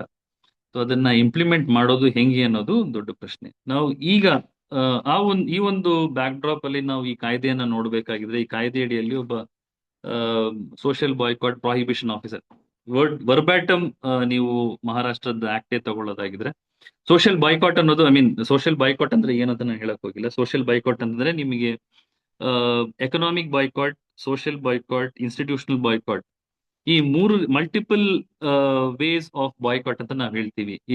ನಮ್ಮ ಈ ಕಾಯ್ದೆಯಲ್ಲಿ ಒಂದು ಇಂಪ್ರೂವ್ಮೆಂಟ್ ಏನು ಅಂತಂದ್ರೆ, ಎಕನಾಮಿಕ್ ಬಾಯ್ಕಾಟ್ ಅನ್ನು ಕೂಡ ಅವರು ಸೋಷಿಯಲ್ ಬಾಯ್ಕಾಟ್ ಡೆಫಿನೇಷನ್ ತರ್ತಾರೆ. Social boycott is nothing but social morality in operation ಅಂತ ನಾವು ಹೇಳ್ತೀವಿ. ಅಂದ್ರೆ ಸೋಷಿಯಲ್ ಮೊರಾಲಿಟಿ ಅನ್ನೋದು ನಮಗೆ ಯಾವ ರೀತಿ ಕಸ್ಟಮ್ಸ್, ಟ್ರೆಡಿಷನ್ಸ್ ನಾವೆಲ್ಲರೂ ಕೂಡ ಅದನ್ನ ಅಕ್ಸೆಪ್ಟ್ ಮಾಡ್ಕೊಂಡು ದಿನನಿತ್ಯ ಜೀವನದಲ್ಲಿ ಬದುಕ್ತಾ ಇದೀವೋ, ಅದು ಯಾವಾಗ ಎಕ್ಸ್ಪ್ರೆಸ್ ಆಗುತ್ತೆ ಅಂದ್ರೆ, ನಾವು how social morality is produced ಅಂತಂದ್ರೆ, caste hierarchy, patriarchal control of sexuality, honour ಮತ್ತೆ ಪ್ಯೂರಿಟಿ ಅಂಡ್ ಪೊಲ್ಯೂಷನ್ ಅಂತ ನಾವು ಹೇಳಿದ್ರೆ, how is it enforced? Social morality, how is it enforced? It is enforced to the whip of social boycott. Social boycott ಮೂಲಕ social morality ಅನ್ನೋದು ಸಮಾಜದಲ್ಲಿ ಅದನ್ನ enforce ಮಾಡ್ತಾರೆ. Enforce ಮಾಡೋದ್ರಿಂದ ಡಿಸಿಪ್ಲಿನ್, ಇನ್ಸಲ್ಟ್ ಅನ್ನೋದನ್ನ ನಾವು ಡಿಸಿಪ್ಲಿನ್ ಅಂತ ನಾವು ಅರ್ಥ ಮಾಡ್ಕೊಳ್ತೀವಿ. ಸೋಷಿಯಲ್ ಎಕ್ಸ್ಕ್ಲೂಷನ್ ನಾವು ಡ್ಯೂಟಿ ಅಂತ ಅರ್ಥ ಮಾಡ್ಕೊಳ್ತೀವಿ. ಮತ್ತೆ ಈ ಇನ್ಇಕ್ವಾಲಿಟಿ ಅನ್ನೋದನ್ನ ನಾವು ನ್ಯಾಚುರಲ್ ಅಂತ ಅರ್ಥ ಮಾಡ್ಕೊಳ್ತೀವಿ. ಇದೆಲ್ಲವೂ ಕೂಡ ನ್ಯಾಚುರಲ್. ಅವರು ಹಂಗೆ ಸಾಮಾನ್ಯವಾಗಿ ಹೇಳ್ಬಿಡ್ತಾರಲ್ಲ, ಅವರೆಲ್ಲರೂ ಗಲೀಜು, ಅವರೆಲ್ಲರೂ ಕೂಡ ಹಿಂಗೆ ಹಂಗೆ ಅಂತ. ಹೆಂಗೆ ಅದು ಅಷ್ಟು ನ್ಯಾಚುರಲ್ ಆಗಿ ಹೆಂಗ್ ಬಂದ್ಬಿಡುತ್ತೆ? ಅವರೆಲ್ಲರೂ ಕೂಡ ಎಕ್ಸ್ಕ್ಲೂಡ್ ಆಗಿರ್ಬೇಕು ಅನ್ನೋದು ಹೆಂಗ್ ಒಬ್ಬ ವ್ಯಕ್ತಿ ಅದನ್ನ ಈ ಒಂದು ಶತಮಾನದಲ್ಲಿ ಅಕ್ಸೆಪ್ಟ್ ಮಾಡ್ಕೊಳ್ತಾರೆ ಅಂತಂದ್ರೆ, ಸೋಷಿಯಲ್ ಮೊರಾಲಿಟಿ ಅಷ್ಟರ ಮಟ್ಟಿಗೆ ನಮ್ಮ ಮಾನಸಿಕ ವ್ಯವಸ್ಥೆಯನ್ನ ಕಂಟ್ರೋಲ್ ಮಾಡಿದೆ ಅಂತ. ಸೊ ಈ ಸೋಷಿಯಲ್ ಮಾರಲ್ಸ್ ಏನ್ ಮಾಡುತ್ತೆ ಅಂತಂದ್ರೆ, ಯಾರು ನಮ್ಮವರು, ಯಾರು ಬೇರೆಯವರು ಅನ್ನೋದನ್ನ ಅದು ಡಿಟರ್ಮೈನ್ ಮಾಡುತ್ತೆ. ಸೊ ನಮ್ಮವರು, ಬೇರೆಯವರು, ಮತ್ತೆ ಯಾವ ರೀತಿ ಬಿಹೇವಿಯರ್ ಅನ್ನ ನಾವು ಅಕ್ಸೆಪ್ಟ್ ಮಾಡ್ಕೋಬೇಕು, ಯಾವ್ದನ್ನ ನಾವು ಅಕ್ಸೆಪ್ಟ್ ಮಾಡ್ಕೋಬಾರ್ದು ಅಂತಾನು ಕೂಡ ಅದು ಡಿಟರ್ಮೈನ್ ಮಾಡುತ್ತೆ. ಸೊ ಹಂಗಾಗಿ ಇಂಟರ್ ಕಾಸ್ಟ್ ಮ್ಯಾರೇಜಸ್ ನ ಅಪೋಸ್ ಮಾಡ್ತಾರೆ. ಹಂಗಾಗಿ ಹೆಣ್ಣು ಮಕ್ಕಳ ಮೇಲೆ ದೌರ್ಜನ್ಯಗಳಾಗತ್ತೆ. ಹಂಗಾಗಿ ದಲಿತರನ್ನ ಅಸ್ಪೃಶ್ಯರನ್ನಾಗಿ ಮಾಡ್ತಾರೆ. ಅಸ್ಪೃಶ್ಯತೆ ಅನ್ನೋದು it is an extreme form of social morality ಅಂತ ನಾವು ಕೂಡ ಹೇಳ್ತೀವಿ. ಸೊ ಈ ಬಿಹೇವಿಯರ್ಸ್ ವೈಲೇಟ್ ಆದಾಗ, ಸೋಷಿಯಲ್ ಮೊರಾಲಿಟಿಗೆ ಅಕ್ಸೆಪ್ಟ್ ಮಾಡ್ಕೊಂಡಿರುವಂತ ಕೆಲವು ಬಿಹೇವಿಯರ್ಸ್ ವೈಲೇಟ್ ಆಗಿ ಕೆಲವರು ಅಸರ್ಟ್ ಮಾಡಿದ್ರೆ, ಲಿಬರ್ಟಿ, ಈಕ್ವಾಲಿಟಿ, ಇದೆಲ್ಲವೂ ಕೂಡ it goes against the idea of Indian social morality. So ಹಂಗಾಗಿ ಅದನ್ನ ಯಾರಾದ್ರೂ ಅಸರ್ಟ್ ಮಾಡ್ತಾರೆ ಅಥವಾ ಅಕ್ಸೆಪ್ಟೆಡ್ ಕಸ್ಟಮ್ಸ್ ಟ್ರೆಡಿಷನ್ಸ್ ಇಂದ ಯಾರು ಡಿವಿಯೇಟ್ ಮಾಡ್ತಾರೋ ಅವ್ರನ್ನ ಡಿಸಿಪ್ಲಿನ್ ಮಾಡೋದಕ್ಕೋಸ್ಕರ ಇರುವಂತದ್ದೇ ಸೋಷಿಯಲ್ ಬಾಯ್ಕಾಟ್ ಅನ್ನೋದನ್ನ ನಾವು ಅರ್ಥ ಮಾಡ್ಕೋಬೇಕು. ಸೋಷಿಯಲ್ ಬಾಯ್ಕಾಟ್ ಏನದು ಪನಿಷ್ಮೆಂಟ್ ಕೊಟ್ಬಿಟ್ರೆ, ಸೋಷಿಯಲ್ ಬಾಯ್ಕಾಟ್ಗೂ ನಮ್ಮ ಲೀಗಲ್ ಸಿಸ್ಟಮ್ಗೂ ನೀವು ನೋಡೋದಾಗಿದೆ. ಲೀಗಲ್ ಸಿಸ್ಟಮ್ ಅಲ್ಲಿ ಏನಾದ್ರೂ ತಪ್ಪಾಗಿದ್ರೆ ಪನಿಷ್ಮೆಂಟ್ ಕೊಡ್ತಾರೆ. 2 months 3 months ಅವರು ಪ್ರಿಸನ್ ಅಲ್ಲಿ ಇರ್ತಾರೆ, ಮತ್ತೆ ವಾಪಸ್ ಬಂದ್ಬಿಡ್ತಾರೆ. ಬಟ್ ಸೋಷಿಯಲ್ ಬಾಯ್ಕಾಟ್ ಹಂಗಲ್ಲ. Social boycott, the idea of social boycott, ನಿಮ್ಮ ಎಕ್ಸಿಸ್ಟೆನ್ಸ್ನೇ ಅದು ಕ್ವಶನ್ ಮಾಡಕ್ ಶುರು ಮಾಡ್ಬಿಡುತ್ತೆ. ನಿಮಗೆ ಕೆಲಸ ಕೊಡಲ್ಲ, ನಿಮಗೆ ವಿತ್ ಡಿಗ್ನಿಟಿಯಿಂದ ಬಾಳಕ್ ಬಿಡಲ್ಲ ಆ ಹಳ್ಳಿಗಳಲ್ಲಿ. ನಿಮಗೆ ಯಾವುದೇ ರೀತಿಯಾದಂತ ಸಪೋರ್ಟ್ ಇರಲ್ಲ. ಸೊ ನಾವು ಎಕನಾಮಿಕ್ ಬಾಯ್ಕಾಟ್ ಅಂತ, ಐ ಮೀನ್, ಅದೆಲ್ಲ ಗೊತ್ತಿದೆ. ನಾನು ಹೆಚ್ಚಾಗಿ ನಾನು ಬಾಯ್ಕಾಟ್ ಬಗ್ಗೆ ಹೇಳಕ್ ಹೋಗಲ್ಲ. ಯಾವ ರೀತಿ ಎಲ್ಲ ಮಾಡ್ತಾರೆ, ಕೆಲಸ ಕೊಡಲ್ಲ, ಹಳ್ಳಿಗಳಲ್ಲಿ ನಿಮ್ ಜೊತೆ ಯಾರು ಕೂಡ ಸಂಪರ್ಕದಲ್ಲಿ ಇರಲ್ಲ, ನಿಮ್ ಅಂಗಡಿಗೆ ಯಾರು ಬರಲ್ಲ, ನಿಮಗೆ ಯೂಶ್ವಲಿ ಬರುವಂತ ಕೆಲಸಗಳು ಕೂಡ ಬರ್ದೇ ಹೋಗುತ್ತೆ. ಸೊ ಈ ರೀತಿಯಾದಂತ ಆ, ಇದನ್ನ ನಾವು ಬಾಯ್ಕಾಟ್ ಅಂತ ನಾವು ಕರಿತೀವಿ. ನಿಮ್ಮ ಅದೇ ಈ ಒಂದು ವೆರಿ ಎಕ್ಸಿಸ್ಟೆನ್ಸ್ ನ ಚಾಲೆಂಜ್ ಮಾಡುವಂತ. ಹಲೋ, ಕೇಳಿಸ್ತಾ ಇದೆಯಾ? ಸರ್ ಕೇಳಿಸ್ತಾ ಇದೆ. ಕೇಳಿಸ್ತಾ ಇದೆ. ಮಾತಾಡಿ. Okay sir. ಈ ಸೋಷಿಯಲ್ ಬಾಯ್ಕಾಟ್ ಅನ್ನ ನಾವು, ಐ ಮೀನ್ ಸೋಷಿಯಲ್ ಬಾಯ್ಕಾಟ್ ಮೂಲಕ ಈ ಸೋಷಿಯಲ್ ಮೊರಾಲಿಟಿ ಅನ್ನೋದು ಎಕ್ಸಿಕ್ಯೂಟ್ ಆಗುತ್ತೆ ಸಮಾಜದಲ್ಲಿ. ಆ, ಅಂದ್ರೆ ಇದರಲ್ಲಿ ಎಲ್ರೂ ಕೂಡ ಇಂಪ್ಲೈಡ್ ಕನ್ಸೆಂಟ್ ಇರುತ್ತೆ, ಅಥವಾ ಎಲ್ರದ್ದು ಕೂಡ ಎಕ್ಸ್ಪ್ರೆಸ್ ಆಗಿ ಕನ್ಸೆಂಟ್ ಇರುತ್ತೆ. ಇಂಪ್ಲೈಡ್ ಆಗ ಅಂತಂದ್ರೆ ದೊಡ್ಡವ್ರು ಹೇಳಿದ್ದಾರೆ ಹಂಗಾಗಿ ನಾವು ಅದನ್ನ ನಡ್ಸ್ಕೋಬೇಕು, ಅಥವಾ ಇವ್ನು ಹಿಂಗ್ ಮಾಡ್ಬಿಟ್ಟ ಹಂಗಾಗಿ ನಾವು ಅವನ ಜೊತೆ ಮಾತಾಡಬಾರ್ದು. ಯಾರು ಕೂಡ ಎಕ್ಸ್ಪ್ರೆಸ್ ಆಗಿ ಹೋಗಿ ಹೇಳಲ್ಲ, ಆದ್ರೆ ಅದು ಎಕ್ಸಿಬಿಟ್ ಆಗಕ್ ಶುರು ಮಾಡ್ಬಿಡುತ್ತೆ. ಸೊ ಈ ನಮ್ಮ ಈ ಕಾಯ್ದೆ ಅಡಿಯಲ್ಲಿ ಅದನ್ನೆಲ್ಲವನ್ನು ಕೂಡ ಇನ್ಕ್ಲೂಡ್ ಮಾಡಿದ್ದಾರೆ. 19 different ways of expressing social boycott is exclude. ಆದ್ರೆ ಇದರಲ್ಲಿ ಇನ್ಕ್ಲೂಡ್ ಮಾಡದೇ ಇರುವಂತದ್ದು, ಎಕ್ಸ್ಪ್ರೆಸ್ ಆಗಿ ಮಾಡುವಂತದ್ದೆಲ್ಲವನ್ನು ಕೂಡ ಅವರು ಇನ್ಕ್ಲೂಡ್ ಮಾಡ್ತಾರೆ. ಇಂಪ್ಲೈಡ್ ಆಗಿ ದೂರ ಇಡುವಂತದನ್ನ ಎಲ್ಲೂ ಕೂಡ ಅವರು ಅದನ್ನ ಎಕ್ಸ್ಪ್ರೆಸ್ ಆಗಿ ಅವರೆಲ್ಲೂ ಕೂಡ ಮೆನ್ಷನ್ ಮಾಡಲ್ಲ. ಇಂಪ್ಲೈಡ್ ಆಗಿ ಅದನ್ನ ಯಾವ ರೀತಿ ಮಾಡ್ಬೋದು ಅನ್ನೋ ಉದಾಹರಣೆ ಏನು ಅಂತಂದ್ರೆ, ನಾವು ಗದಗಲ್ಲಿ ಒಂದು ಸ್ಕೂಲಲ್ಲಿ ಏನಾಗುತ್ತೆ, SDM ಅಂತ ಒಂದಿರುತ್ತೆ, ಸ್ಕೂಲ್ ಡೆವಲಪ್ಮೆಂಟ್ ಮಾನಿಟರಿಂಗ್ ಕಮಿಟಿನ. ಮಕ್ಕಳು ಯಾರೆಲ್ಲ ಇರ್ತಾರೋ, ಮಕ್ಕಳು ಪೇರೆಂಟ್ಸ್ ಬಂದು ಒಂದು ಕಮಿಟಿಗೆ ಪ್ರೆಸಿಡೆಂಟ್ ಸೆಕ್ರೆಟರಿ ಆಗಿರ್ತಾರೆ. ಸುಮಾರು ವರ್ಷಗಳಿಂದ ಒಂದು ಸ್ಕೂಲಲ್ಲಿ ಎಲ್ಲಾ ಜಾತಿಯವರು ಪ್ರೆಸಿಡೆಂಟ್ ಸೆಕ್ರೆಟರಿ ಯಾವ್ದೋ ಒಂದು ಆಫೀಸ್ ಬೇರರ್ ಆಗಿರ್ತಾರೆ. ಬಟ್ ದಲಿತ್ ಪೇರೆಂಟ್ಸ್ ಮಾತ್ರ ಅದೆಲ್ಲ ಆಫೀಸ್ ಬೇರರ್ ಆಗಿರಲ್ಲ. ಸೊ ಹಂಗಾಗಿ ಫಸ್ಟ್ ಟೈಮ್ ಏನ್ ಮಾಡುತ್ತೆ, ಒಂದು ದಲಿತ್ ಫ್ಯಾಮಿಲಿ ಒಬ್ಬ ತಂದೆ ಏನ್ ಮಾಡ್ತಾನೆ, ನಾನು ಈ ಸಲ ಪ್ರೆಸಿಡೆಂಟ್ ಆಗಿ ನಾನು ಇರ್ತೀನಿ, ಯಾಕಂದ್ರೆ ಯುನಾನಿಮಸ್ ಆಗಿ ಎಲ್ಲರೂ ಕೂಡ ಅಪಾಯಿಂಟ್ ಮಾಡುವಂತದ್ದು ಎಸ್ಪೆಷಲಿ ಆ ಹಳ್ಳಿಯಲ್ಲಿ. ನನ್ನನ್ನ ನೀವು ಇದು ಮಾಡಬೇಕು ಅಂತ ಕೇಳಿದ್ದಕ್ಕೆ ಇಡೀ ಊರ ಇನ್ಕ್ಲೂಡಿಂಗ್ ಮುಸ್ಲಿಂ ಫ್ಯಾಮಿಲೀಸ್ ಏನ್ ಮಾಡ್ತಾರೆ ಅಂತಂದ್ರೆ, ಎಕ್ಸ್ಪ್ರೆಸ್ ಆಗಿ ಯಾರು ಏನು ಬೈಕಾಟ್ ಮಾಡಲ್ಲ, ಎಲ್ಲೂ ಕೂಡ ಇವ್ರನ್ನ ಊರಿಂದ ಒಳಗಿಡ್ಬೇಕು, ಅವ್ರ ಜೊತೆ ಯಾರು ಮಾತಾಡಬಾರ್ದು ಅಂತ ಇರಲ್ಲ. ಇಡೀ ಹಳ್ಳಿನೇ ಅವ್ರ ವಿರುದ್ಧವಾಗಿ, ಅವ್ರ ಜೊತೆ ಯಾರು ಮಾತಾಡಲ್ಲ, ಅವ್ರ ಹಳ್ಳಿಗಳಲ್ಲಿ ಯಾರು ಕೂಡ ತರಕಾರಿ ಅವ್ರಿಗೆ ಸಪ್ಲೈ ಮಾಡಲ್ಲ. ಈ ರೀತಿಯಾದಂತ ಒಂದು ವ್ಯವಸ್ಥೆ ಇರುತ್ತೆ. ನಾವೆಲ್ಲ ಹೋಗಿ ಮಾತಾಡಿದಾಗ ಮುಸ್ಲಿಮ್ಸ್ ಕೇಳಿದ್ವಿ, ನೀವ್ ಯಾಕೆ ಅವ್ರನ್ನ ನೀವ್ ಯಾಕೆ ಬೈಕಾಟ್ ಮಾಡಿದಿರಿ ಅಂತ. ಇಲ್ಲ ಸರ್, ಇಲ್ಲಿರೋರು ಬೇರೆ ದೊಡ್ಡವರೆಲ್ಲ ಅವ್ರ ಜೊತೆ ಯಾರು ಮಾತಾಡಲ್ಲ, ಹಂಗಾಗಿ ನಾವ್ ಮಾತ್ರ ಮಾತಾಡಿದ್ರೆ ಹೆಂಗೆ ಅಂತ ಹೇಳಿ ಅವರೆಲ್ಲ ಆ ರೀತಿಯಾಗಿ ಮಾತಾಡಿದ್ರು.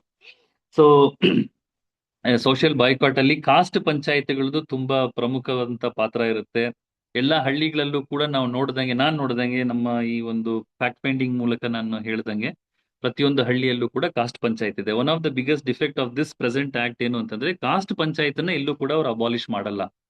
So again it goes back to article 17. Article 17 ಅಲ್ಲಿ ಬರೀ ಅನ್ಟಚಬಿಲಿಟಿ ಮಾತ್ರ ಅಬಾಲಿಷ್ ಆಗಿದೆ ಹೊರತು caste has never been abolish. So caste abolition, annihilation of caste ಅಂದ್ರೆ ಅಂಬೇಡ್ಕರ್ ಅವರದ್ದು ಅನೈಲೇಷನ್ ಆಫ್ ಕಾಸ್ಟ್ ಕಾನ್ಸೆಪ್ಟ್ ನ ಇಟ್ಕೊಂಡು ನಾವು ವರ್ಕ್ ಮಾಡದೇ ಇದ್ರೆ, ಬರೀ ಬ್ರಾಂಚಸ್ ನಾವು ಕಟ್ ಮಾಡ್ತಾ ಇದ್ರೆ ಇದು ಕ್ವಾಲಿಟೇಟಿವ್ ಆದಂತ ಒಂದು ಚೇಂಜಸ್ ಅನ್ನ ತರೋದಿಲ್ಲ ಅನ್ನೋದು ನನ್ನ ಒಂದು ಅಭಿಪ್ರಾಯ. ಸೊ ಹಂಗಾಗಿ ಇದರಲ್ಲಿ ಈ ಕಾಯ್ದೆಯಲ್ಲಿ ಕಾಸ್ಟ್ ಪಂಚಾಯತ್ ಅಂದ್ರೆ ಏನು, ಕಾಸ್ಟ್ ಪಂಚಾಯತ್ ಅಲ್ಲಿ ಯಾರ್ಯಾರೆಲ್ಲ ಇರ್ತಾರೆ, ಕಾಸ್ಟ್ ಪಂಚಾಯತ್ ನ ಅಕ್ನಾಲೇಜ್ ಮಾಡ್ತಾರೆ ಹೊರತು ಕಾಸ್ಟ್ ಪಂಚಾಯತ್ ಅನ್ನು ಅಬಾಲಿಷ್ ಮಾಡಲ್ಲ. Cost panchayat is a parallel governing system, governing system that is based on social morality.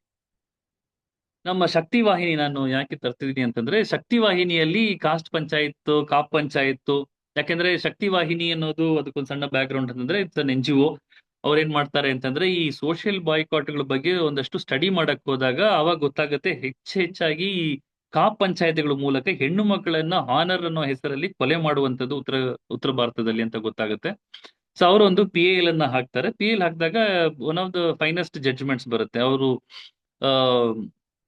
ಕಾಪ್ ಪಂಚಾಯತ್ ಮತ್ತೆ ಕಾನ್ಸ್ಟಿಟ್ಯೂಷನ್ ಮೊರಾಲಿಟಿನ ತುಂಬಾ ಚೆನ್ನಾಗಿ ಅದ್ರಲ್ಲಿ ವಿಶ್ಲೇಷಣೆ ಮಾಡಿರ್ತಾರೆ. ಕಾಪ್ ಪಂಚಾಯತ್ ಮತ್ತೆ ಅದೇ ರೀತಿ ಕಾಸ್ಟ್ ಪಂಚಾಯತ್ಸ್ ಅನ್ನ ಕೂಡ ಅದು ಯಾರು ಕೂಡ ಒಪ್ಪಬಾರದು. It is extra constitutional body, extra judicial bodies.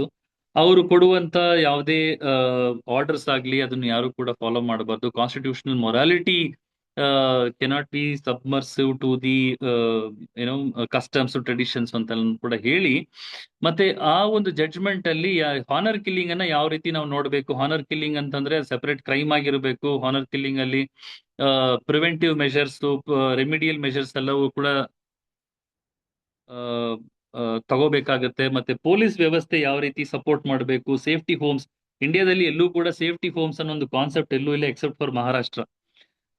ಕರ್ನಾಟಕದಲ್ಲೂ ಕೂಡ ಇಲ್ಲಿ ಇಂಟರ್ ಕಾಸ್ಟ್ ಕಪಲ್ಸ್ಗೆ ಪ್ರೊಟೆಕ್ಷನ್ ಕೊಡಬೇಕು. ಮತ್ತೆ ಪೊಲೀಸ್ ಆಫೀಸರ್ಸ್ ಡ್ಯೂಟೀಸ್ ಅನ್ನು ಕೂಡ ಅವರು ಎಕ್ಸ್ಪ್ಲೈನ್ ಮಾಡ್ತಾರೆ ಕಾನ್ಸ್ಟಿಟ್ಯೂಷನಲ್ ಮೊರಾಲಿಟಿಯ ಒಂದು ಲೆನ್ಸ್ ಅಲ್ಲಿ. ಸ್ಟೇಟು ಕೂಡ ಕೆಲವು ಟೈಮ್ ಯಾವ ರೀತಿ ಈ ಆಪ್ರೆಸರ್ಸ್ ಜೊತೆ ಕಾಂಪ್ಲಿಸಿಟ್ ಆಗಿ, it's not the silence of the law. Law ಅಲ್ಲಿ ಏನು ತಪ್ಪಿರಲ್ಲ, ಬಟ್ ಆದ್ರೆ ನಮ್ಮ ಕಾನೂನು ವ್ಯವಸ್ಥೆಯನ್ನ ಇಂಪ್ಲಿಮೆಂಟ್ ಮಾಡೋರು ತುಂಬಾ ಸೈಲೆಂಟ್ ಆಗಿ ಹೋಗ್ಬಿಡ್ತಾರೆ. It ಇಂಪ್ಲೈಡ್ಲಿ supports the persons who execute social morality ಅಂತ ಹೇಳಿ ತುಂಬಾ ಒಳ್ಳೆ ಅದ್ಭುತವಾದಂತ ಜಡ್ಜ್ಮೆಂಟ್ ಕೊಡ್ತಾರೆ. ಆ ಹಿನ್ನೆಲೆಯಲ್ಲಿ ಕೊಟ್ಟಿದ್ರು ಕೂಡ ಇದುವರೆಗೂ ಕೂಡ ಆ ಒಂದು ಜಡ್ಜ್ಮೆಂಟ್ ಜೂರಿಸ್ಪ್ರುಡೆನ್ಸ್ ಆಗ್ಲಿ, ಮತ್ತೆ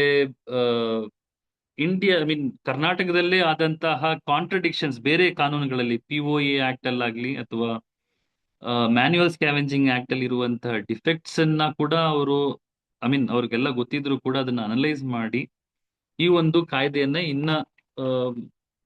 ಇನ್ನ ಎಫೆಕ್ಟಿವ್ ಆಗಿ ಅವರು ಇದನ್ನ ಡ್ರಾಫ್ಟ್ ಮಾಡಬಹುದಿತ್ತು ಅನ್ನೋ ಒಂದು ಅಭಿಪ್ರಾಯ ನನ್ನದು. ಮತ್ತೆ ಹೊಸದಾಗಿ ನೀವೇನು ಏನು ಆಫೀಸರ್ಸ್ ನ ಅಪಾಯಿಂಟ್ ಮಾಡಿದಿರ, ಈ ಸೋಷಿಯಲ್ ಬಾಯ್ಕಾಟ್ ಪ್ರಾಹಿಬಿಷನ್ ಆಫೀಸರ್ ಎಲ್ಲ ಹಳ್ಳಿಗಳಲ್ಲಿ ಹೋಗ್ಬೇಕು, ಹಳ್ಳಿಗಳಲ್ಲಿ ಹೋಗಿ ಏನು ಯಾರ್ಯಾರು ಸೋಷಿಯಲ್ ಬಾಯ್ಕಾಟ್ ಮಾಡ್ತಿದ್ದಾರೆ ಅಂತ ಅನಲೈಸ್ ಮಾಡಬೇಕು ಅನ್ನೋ ಡ್ಯೂಟಿಯನ್ನೆಲ್ಲ ಕೊಟ್ಟಿದ್ದಾರೆ. ಅದೆಲ್ಲ ಬೇಕಾಗೇ ಇಲ್ಲ. ಆಲ್ರೆಡಿ ಒಂದು ಸಿಸ್ಟಮ್ ಇದೆ. ನಿಮ್ಗೆ panchayat development officer RDPR department under ಬರ್ತಾರೆ. ಪ್ರತಿಯೊಂದು ಪಂಚಾಯತಿಗೂ ಕೂಡ ಒಬ್ಬ PDO ಇರ್ತಾನೆ. ಅವನಿಗೆ ಗೊತ್ತಿಲ್ಲದೆ ಆ ಹಳ್ಳಿಯಲ್ಲಿ ಏನೂ ನಡೆಯಲ್ಲ. ಎರಡನೇದಾಗಿ ಗ್ರಾಮ ಸಹಾಯಕರು ಇಡೀ ಪ್ರತಿಯೊಂದು ಹಳ್ಳಿಯಲ್ಲೂ ಕೂಡ ಒಬ್ಬ ಗ್ರಾಮ ಸಹಾಯಕ ಇರ್ತಾರೆ. ಆ ಹಳ್ಳಿಯ ಆಸ್ತಿ ಪಾಸ್ತಿಯನ್ನ ರಕ್ಷಣೆ ಮಾಡೋದಲ್ದೇನೆ ಮತ್ತೆ ಇನ್ಯಾವುದೇ ಸಮಸ್ಯೆಗಳು ಬಂದ್ರೂ ಕೂಡ ಹಳ್ಳಿ ಒಳಗೆ ಅದನ್ನ ರೆಕ್ಟಿಫೈ ಮಾಡೋದಕ್ಕೆ ಇಟ್ಟಿರುವಂತ ಒಬ್ಬ ಗ್ರಾಮ ಸಹಾಯಕ public officer, revenue officer under revenue department under ಅಲ್ಲಿ ಲೋವೆಸ್ಟ್ ಕೇಡರ್ ಅಲ್ಲಿ ಇರುವಂತ ಒಬ್ಬ ಆಫೀಸರ್ ಇವರಿದ್ದಾರೆ. ಇವ್ರ ಮೂಲಕನೇ ಈ ಒಂದು ಸೋಷಿಯಲ್ ಬಾಯ್ಕಾಟ್ ಈ ಒಂದು ಕಾನೂನನ್ನ ಎಕ್ಸಿಕ್ಯೂಟ್ ಮಾಡಬಹುದು. ಅವರು ಕಂಪ್ಲೇನೆಂಟ್ ಆಗು ಇರಬಹುದು, ಅವರು ಐಡೆಂಟಿಫೈ ಮಾಡಿ ಅವರು ಇನ್ಫಾರ್ಮ್ ಮಾಡಬಹುದು. ಬಟ್ ಆದ್ರೆ ಏನು ಮಹಾರಾಷ್ಟ್ರದಲ್ಲಿ 2016 ಅಲ್ಲಿ ಇದ್ದಂತ ಯಾವುದೇ ಆಫೀಸರ್ಸ್ ಇಲ್ಲದೆ ಇದ್ದ ಕಾರಣಕ್ಕೋಸ್ಕರ ಸೋಷಿಯಲ್ ಬಾಯ್ಕಾಟ್ ಪ್ರಾಹಿಬಿಷನ್ ಆಫೀಸರ್ ಅಂತ ಮಾಡಿದ್ರು. ಸೊ ನಮ್ಮ ಎಕ್ಸಿಸ್ಟಿಂಗ್ ಹೈರಾರ್ಕಿ ಆಫ್ ಇನ್ಸ್ಟಿಟ್ಯೂಷನಲ್ ಹೈರಾರ್ಕಿಯಲ್ಲೇ ಆಫೀಸರ್ಸ್ ಇರೋದ್ರಿಂದ ಸ್ಪೆಷಲ್ ಆಗಿ ಒಬ್ಬ ಆಫೀಸರ್ ಬೇಕಾಗಿರ್ಲಿಲ್ಲ. ಎರಡನೇದಾಗಿ ಈ ಒಂದು ಏನಿದು ಪನಿಷಬಲ್ ಅಫೆನ್ಸ್ ಅಂತ ಮಾಡಿದ್ದಾರೆ. ಪನಿಷಬಲ್ ಅಫೆನ್ಸ್ ಅಲ್ಲಿ ಇವ್ರು ಏನ್ ಹೇಳ್ತಾರೆ ಅಂತಂದ್ರೆ ಇಟ್ಸ್ ಕಾಂಪೌಂಡಬಲ್ ಅಂತ ಹೇಳ್ತಾರೆ. ಯಾಕಂದ್ರೆ ವಿನೋ ಸೋಷಿಯಲ್ ಪವರ್ ಸ್ಟ್ರಕ್ಚರ್ಸ್ ಹೆಂಗೆ ವರ್ಕ್ ಆಗುತ್ತೆ ಒಂದು ಹಳ್ಳಿಯಲ್ಲಿ ಅಂತ. ಏನೇ FIR ಆದ್ರೂ ಕೂಡ ಕೊನೆಯಲ್ಲಿ ಕಾಂಪ್ರಮೈಸ್ ಆಗೋದನ್ನೇ ನಾವು ನೋಡ್ತೀವಿ. ಅಟ್ರಾಸಿಟಿ ಆಕ್ಟ್ ಅಲ್ಲೂ ಕೂಡ ಮರ್ಡರ್ಗಳಾದ್ರೆ, ರೇಪ್ ಆದ್ರೆ ಎಲ್ಲವೂ ಕೂಡ ಕಾಂಪ್ರಮೈಸ್ ಆಗೋದನ್ನ ನೋಡ್ತಾ ಇದ್ದೀವಿ.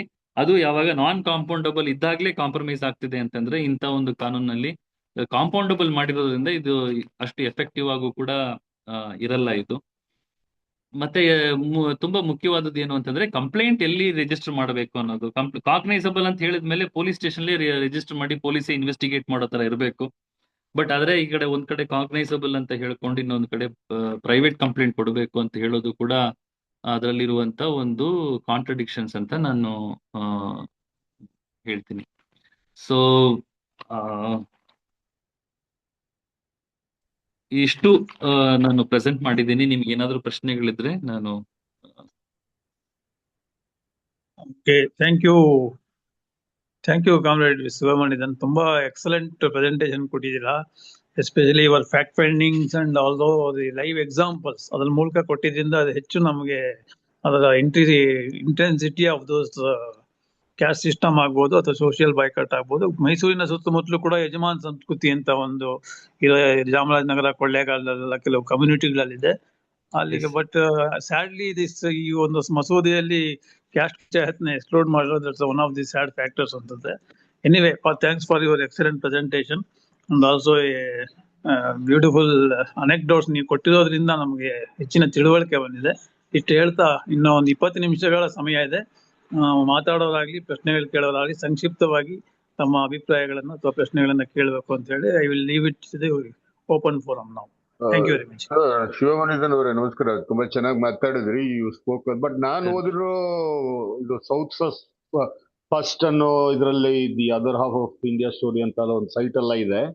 ಅದರಲ್ಲಿ ನಾನು ಓದಿರೋ ಪ್ರಕಾರ victims of social boycott can file a complaint either with the police or directly with the judicial magistrate of the first class ಅಂತ ಇದೆ ಅವರ ಕಾಮೆಂಟ್ರಿ ಇದು ಆನ್ ದ ಬಿಲ್. ಆಮೇಲೆ ಪಾಸ್ ಆದಾಗ ಅವರು what is happen this time is from the revenue it's also gone into law enforcement. Police can suo motu take up cases ಅಂತಾನೂ ಇದೆ. Okay, so but one thing about ನೀವು ಹೇಳಿದ್ದು ಸರಿ, caste ಇದನ್ನ ಡಿರೆಕಗ್ನೈಸ್ ಮಾಡುವಂತದ್ದು ತುಂಬಾನೇ ಮುಖ್ಯ ಇತ್ತು. ಪಂಚಾಯತ್ ಹಿಸ್ಟ್ರಿನೆಲ್ಲ ನೋಡ್ಕೊಂಡು ಬಂದ್ರೆ ನಾವು. ಬಟ್ ಅದರಲ್ಲೂ ಕೂಡ ಅವ್ರು ಏನ್ ಮಾಡಿದ್ದಾರೆ ಅಂದ್ರೆ ಅಲ್ಲಿರೋರು ಯಾರಾದ್ರೂ ಈ ತರ ಸೋಷಿಯಲ್ ಬೈಕಾಟ್ ಅನ್ನ ಮಾಡಿಸಿದ್ರೆ ಅವರ ಇದನ್ನ ಆ ಪಂಚಾಯತಿಯವ್ರ ಮೇಲೆ, ಆ ವ್ಯಕ್ತಿಗಳ ಮೇಲೆ ಅವ್ರು ಇರ್ಲಿ ಇಲ್ಲದೆ ಇರ್ಲಿ ಅವ್ರ ಮೇಲೂ ಕೂಡ ಕೇಸಸ್ ಆಗತ್ತೆ, ಆಕ್ಷನ್ ತಗೋಬಹುದು ಅನ್ನೋ ರೀತಿಯ ಒಂದು ಇದನ್ನ ಮಾಡಿದ್ದಾರೆ ಅಷ್ಟೇ. To try to minimize the damage ಅಷ್ಟೇ, rather than do away with the criminal caste panchayats which are there to legitimize basically as you said the social morality of casteism. Yes sir. Sir, ಇಲ್ಲ sir, ಅದೊಂದು confusion ಇತ್ತು. ನೀವು ಹೇಳಿದ್ರಲ್ಲ directly can file the complaint victims ಅಂತ ಹೇಳಿ. ಇದರ ಪ್ರಕಾರ ಹಂಗಿದೆ. ನಾನು ಒಂದ್ 2-3 ಇಲ್ಲ ಸರ್, ಅದು ಏನು ಅಂತಂದ್ರೆ ನಾನು ಕೂಡ ನೋಡಿದೆ. ಎರಡು ಈಗ ಕಟ್ ಕಾಪಿ ಪೇಸ್ಟ್ ಯಾವುದು ನಮ್ಮ ಮಹಾರಾಷ್ಟ್ರ ಇದನ್ನ ನಮ್ಮ ಕರ್ನಾಟಕದಲ್ಲಿ ಮಾಡಿದ್ದಾರೆ. ಇದರಲ್ಲಿ ಪ್ರೊಸೀಜರ್ ಟು ಬಿ ಫಾಲೋಡ್ ಅಂತ ಸೆಕ್ಷನ್ 12 ಅಲ್ಲಿ ಇದೆ. ಈಗ ಮಹಾರಾಷ್ಟ್ರದಲ್ಲಿ ಏನ್ ಹೇಳ್ತಾರೆ, victim or any member of his family may file a complaint either through the police or directly to the judicial magistrate ಅಂತ ಹೇಳಿದ್ದಾರೆ. ಸೊ ಅಲ್ಲಿ ವರ್ಡ್ ಇರೋದು ಥ್ರೂ ಅಂತಿದೆ. ಆದ್ರೆ ನಮ್ಮ ಇದರಲ್ಲಿ ಏನ್ ಮಾಡಿದ್ದಾರೆ, the victim of any family victim R any member of his May file a complaint either to the police or directly to the judicial magistrate first class ಅಂತಿದೆ. ಹೌದು, ಆಯ್ತಾ sir. Second, magistrate before whom the complaint is filed under subsection 1 may direct the police to conduct the investigation ಅಂತಿದೆ. So ಈಗ ಇದರಲ್ಲಿ ಇರೋದು ಇಷ್ಟೇ sir. ಒಂದು, it is cognisable offence ಅಂದ್ರೆ ನೀವು you don't have to expressly mention that you have to go before the magistrate to file a complaint. Because it is cognizable, it is understood that police have to register an FIR and investigation has to be done. That could be a self-defining comment on the system of policing that this government is presiding over. A lack of faith ಇರಬಹುದು ಪೊಲೀಸರ ಮೇಲೆ. ಇಲ್ಲ sir, ಇದೇ ರೀತಿಯಾದಂತ words ಅನ್ನ manual scavenging act ಅಲ್ಲೂ ಕೂಡ use ಮಾಡಿದ್ದಾರೆ. ಮ್ಯಾನ್ಯುಯಲ್ ಸ್ಕ್ಯಾವೆಂಜಿಂಗ್ ಆಕ್ಟ್ ಅಲ್ಲಿ ಯು ಕೆನಾಟ್ ಡೈರೆಕ್ಟ್ಲಿ, ಈಗ ಕರ್ನಾಟಕದ ಎಲ್ಲಾ ಕಡೆ ಏನಾಗ್ತಿದೆ, ಮ್ಯಾನ್ ಹೋಲ್ ಡೆತ್ ಆದ್ರೆ ಇಮಿಡಿಯೇಟ್ ಆಗಿ ಒಂದು FIR ಆಗುತ್ತೆ. ಸೊ ಮ್ಯಾನ್ ಹೋಲ್ ಇನ್ಸಿಡೆಂಟ್ ನಡೆದಾಗ ಇಮಿಡಿಯೇಟ್ ಆಗಿ ಒಂದು FIR ಆಗಿದೆ. ಈಗ ಕರ್ನಾಟಕ ಹೈಕೋರ್ಟ್ ಏನ್ ಮಾಡಿದೆ, ಅಂತ ಸಂದರ್ಭಗಳಲ್ಲಿ ಕ್ವಾಶ್ ಮಾಡಿದ್ದಾರೆ ಚಾರ್ಜ್ ಶೀಟ್ ಅನ್ನ. ಯಾಕೆ ಅಂತಂದ್ರೆ you have to file a complaint only before the magistrate, but police cannot directly register an FIR under the manual scavengers act ಅಂತ ಹೇಳ್ತಾರೆ ಅವರು. ಓಕೆ, ಸೊ ಹಂಗಾಗಿ ಈಗ FIR ಮೂಲಕ ಚಾರ್ಜ್ ಶೀಟ್ ಆಗಿ ಇನ್ವೆಸ್ಟಿಗೇಷನ್ ಸ್ಟೇಜ್ ಅಲ್ಲಿ ಇದ್ದಂತ ಹಲವಾರು ಟ್ರಯಲ್ ಸ್ಟೇಜ್ ಅಂತ ಕೇಸಸ್ ನ ಕ್ವಾಶ್ ಮಾಡಿದ್ದಾರೆ. It is a learning. ಏನು ಒಂದ್ ಕಡೆ ಕಾಗ್ನೈಸಬಲ್ ಅಂತ ಹೇಳೋದು, ಮತ್ತೆ ಇನ್ನೊಂದು ಕಡೆ file a complaint before the judicial magistrate ಅಂತ. So there is a contradiction between these two provisions. So ಅದನ್ನ ನಾವು ಇಲ್ಲಿ ಅವಾಯ್ಡ್ ಮಾಡಬಹುದಿತ್ತು ಅಂತ ನಾನು ಹೇಳಿದ್ದಷ್ಟೇ. ಸರಿ sir, thank you so much. Sir ನಮಸ್ತೆ ಸರ್. ಒಂದ್ ನಿಮಿಷ, ಇವರು ವಿನಯ್ ಇಬ್ರು ಕೈ ಎತ್ತಿದ್ದಾರೆ, ಅವ್ರು ಮಾತಾಡ್ಬಿಡ್ಲಾ? ವಿಜೇಂದ್ರ, ವಿನಯ್ ಮತ್ತು ರೂಪಾರಾವ್ ಕೈ ಎತ್ತಿದ್ದಾರೆ. ಮಾತಾಡ್ಲಿ ಸರ್, ಮಾತಾಡ್ಲಿ, ಏನಿಲ್ಲ. ಮಾತಾಡಿದ ಮೇಲೆ ನಿಮ್ಮ ಅಭಿಪ್ರಾಯ ಹೇಳಿ. ವಿನಯ್. ಓಕೆ. ವಿನಯ್, ನಿಮ್ಮ ಅನ್ಮ್ಯೂಟ್ ಮಾಡಿ. ವಿನಯ್ ಅನ್ಮ್ಯೂಟ್ ಮಾಡ್ಕೋಬೇಕು. Yes. Thank you, Tolar, for a very detailed presentation. ನನಗೆ ಒಂದು ಪ್ರಶ್ನೆ ನಿಮ್ಗೆ ಕೇಳ್ಬೇಕಿತ್ತು. ಈ ಲಾ ಓದಿದ್ರೆ ಇದ್ರಲ್ಲಿ ಇರೋ ಪ್ರಕಾರ ಬರೀ ವಿತ್ ಇನ್ ಕಮ್ಯುನಿಟಿ ಬಾಯ್ಕಾಟ್ ಮಾತ್ರ ಅಡ್ರೆಸ್ ಮಾಡ್ದಂಗಿದೆಯಲ್ಲ? ಕಮ್ಯುನಿಟಿ ಅಂದ್ರೆ ಡಿಫೈನ್ ಅವ್ರು ಹೆಂಗ್ ಮಾಡ್ತಾರೆ ಅಂತಂದ್ರೆ it can include cost and sub cost ಅಂತ. ಸೊ ಕರೆಕ್ಟ್, ಬಟ್ ಎಲ್ಲ ಜಾತಿ ಸಪೋಸ್ ಈಗ ಒಬ್ರು ಕುರುಬ್ರು ಯಾರಾದ್ರೂ ದಲಿತರಿಗೆ ಬಾಯ್ಕಾಟ್ ಮಾಡಿದ್ರೆ ಹಂಗಿದ್ರೆ ಇದರಲ್ಲಿ ಕವರ್ ಆಗೋದಿಲ್ಲ ಈ ಕಾಯ್ದೆ ಕೆಳಗಡೆ. ಇಲ್ಲ, ಆಗುತ್ತೆ. ಬಟ್ ಅಲ್ಲಿ ಡೆಫಿನೇಷನ್ ಅಲ್ಲಿ ವಿತ್ ಇನ್ ಕಮ್ಯುನಿಟಿ ಅಂತ ಇದೆಯಲ್ಲ. ಯಾವ್ದು ಕಾಸ್ಟ್ ಪಂಚಾಯತ್ಗ? ಇಲ್ಲ ಇಲ್ಲ, ಇಲ್ಲ, ನೀವು ಡೆಫಿನೇಷನ್ ಆಫ್ ಸೋಷಿಯಲ್ ಬಾಯ್ಕಾಟ್ ಅಲ್ಲಿ any member who commits any of the following act shall be deem to impose social boycott on another member of his community ಅಂತ ಇದೆ. Community does not mean that from the same caste ಅಂತ ಅದು. ಯಾಕಂದ್ರೆ community definition ಇದೆ ಈ act ಅಲ್ಲಿ. Correct. ಕಮ್ಯುನಿಟಿಯಲ್ಲಿ in relation to means a group members of which are connected by reasons of fact that by birth, conversion or performance of any religious rites or ceremonies they belong to the same religion same religion. Okay. Or religious creed and includes a caste and sub caste. And ಇದನ್ನ ಬರೀ ಈ community definition ಅಲ್ಲೂ in relation to caste panchayat ಅಂತ ಹಾಕ್ಬಿಟ್ಟಿದಾರಲ್ಲ. So ಇದು caste panchayat ಮೂಲಕ ಆದ್ರೆ ಮಾತ್ರ ಇದು ಒಫೆನ್ಸ್ ಆಗುತ್ತಾ ಅಥವಾ ನಿಮ್ ಇಲ್ಲ ರೀಡಿಂಗ್ ಇಲ್ಲ, ಅಲ್ಲಿ? ಅಂದ್ರೆ ಸೋಷಿಯಲ್ ಬೈಕಾಟ್ ಅಲ್ಲಿ ಆತರ ಅವ್ನು ಏನ್ ಹೇಳಕ್ ಹೋಗಲ್ಲ. ಆ member or group of member commits ಅಂತ Okay, ಹೇಳ್ತಾರೆ. ಸೊ ಹಂಗಾಗಿ ಬಟ್ ಸೊ ಯೂಶುವಲಿ ಏನಾಗುತ್ತೆ ಅಂತಂದ್ರೆ ಕಾಸ್ಟ್ ಪಂಚಾಯತ್ ಮೂಲಕನೇ ಅದು ಎನ್ಫೋರ್ಸ್ ಆಗುತ್ತೆ ಅನ್ನೋದು ಒಂದು ಇಂಪ್ಲೈಡ್ ಅಂಡರ್ಸ್ಟ್ಯಾಂಡಿಂಗ್. ಓಕೆ. ಸೊ ಅಂದ್ರೆ ಇದು ಈ ಅಕ್ರಾಸ್ ಕಾಸ್ಟ್ ಬಾಯ್ಕಾಟ್ ಆದ್ರೂ ಕವರ್ ಆಗುತ್ತೆ ಹಂಗಿದ್ರೆ ಇದರಲ್ಲಿ?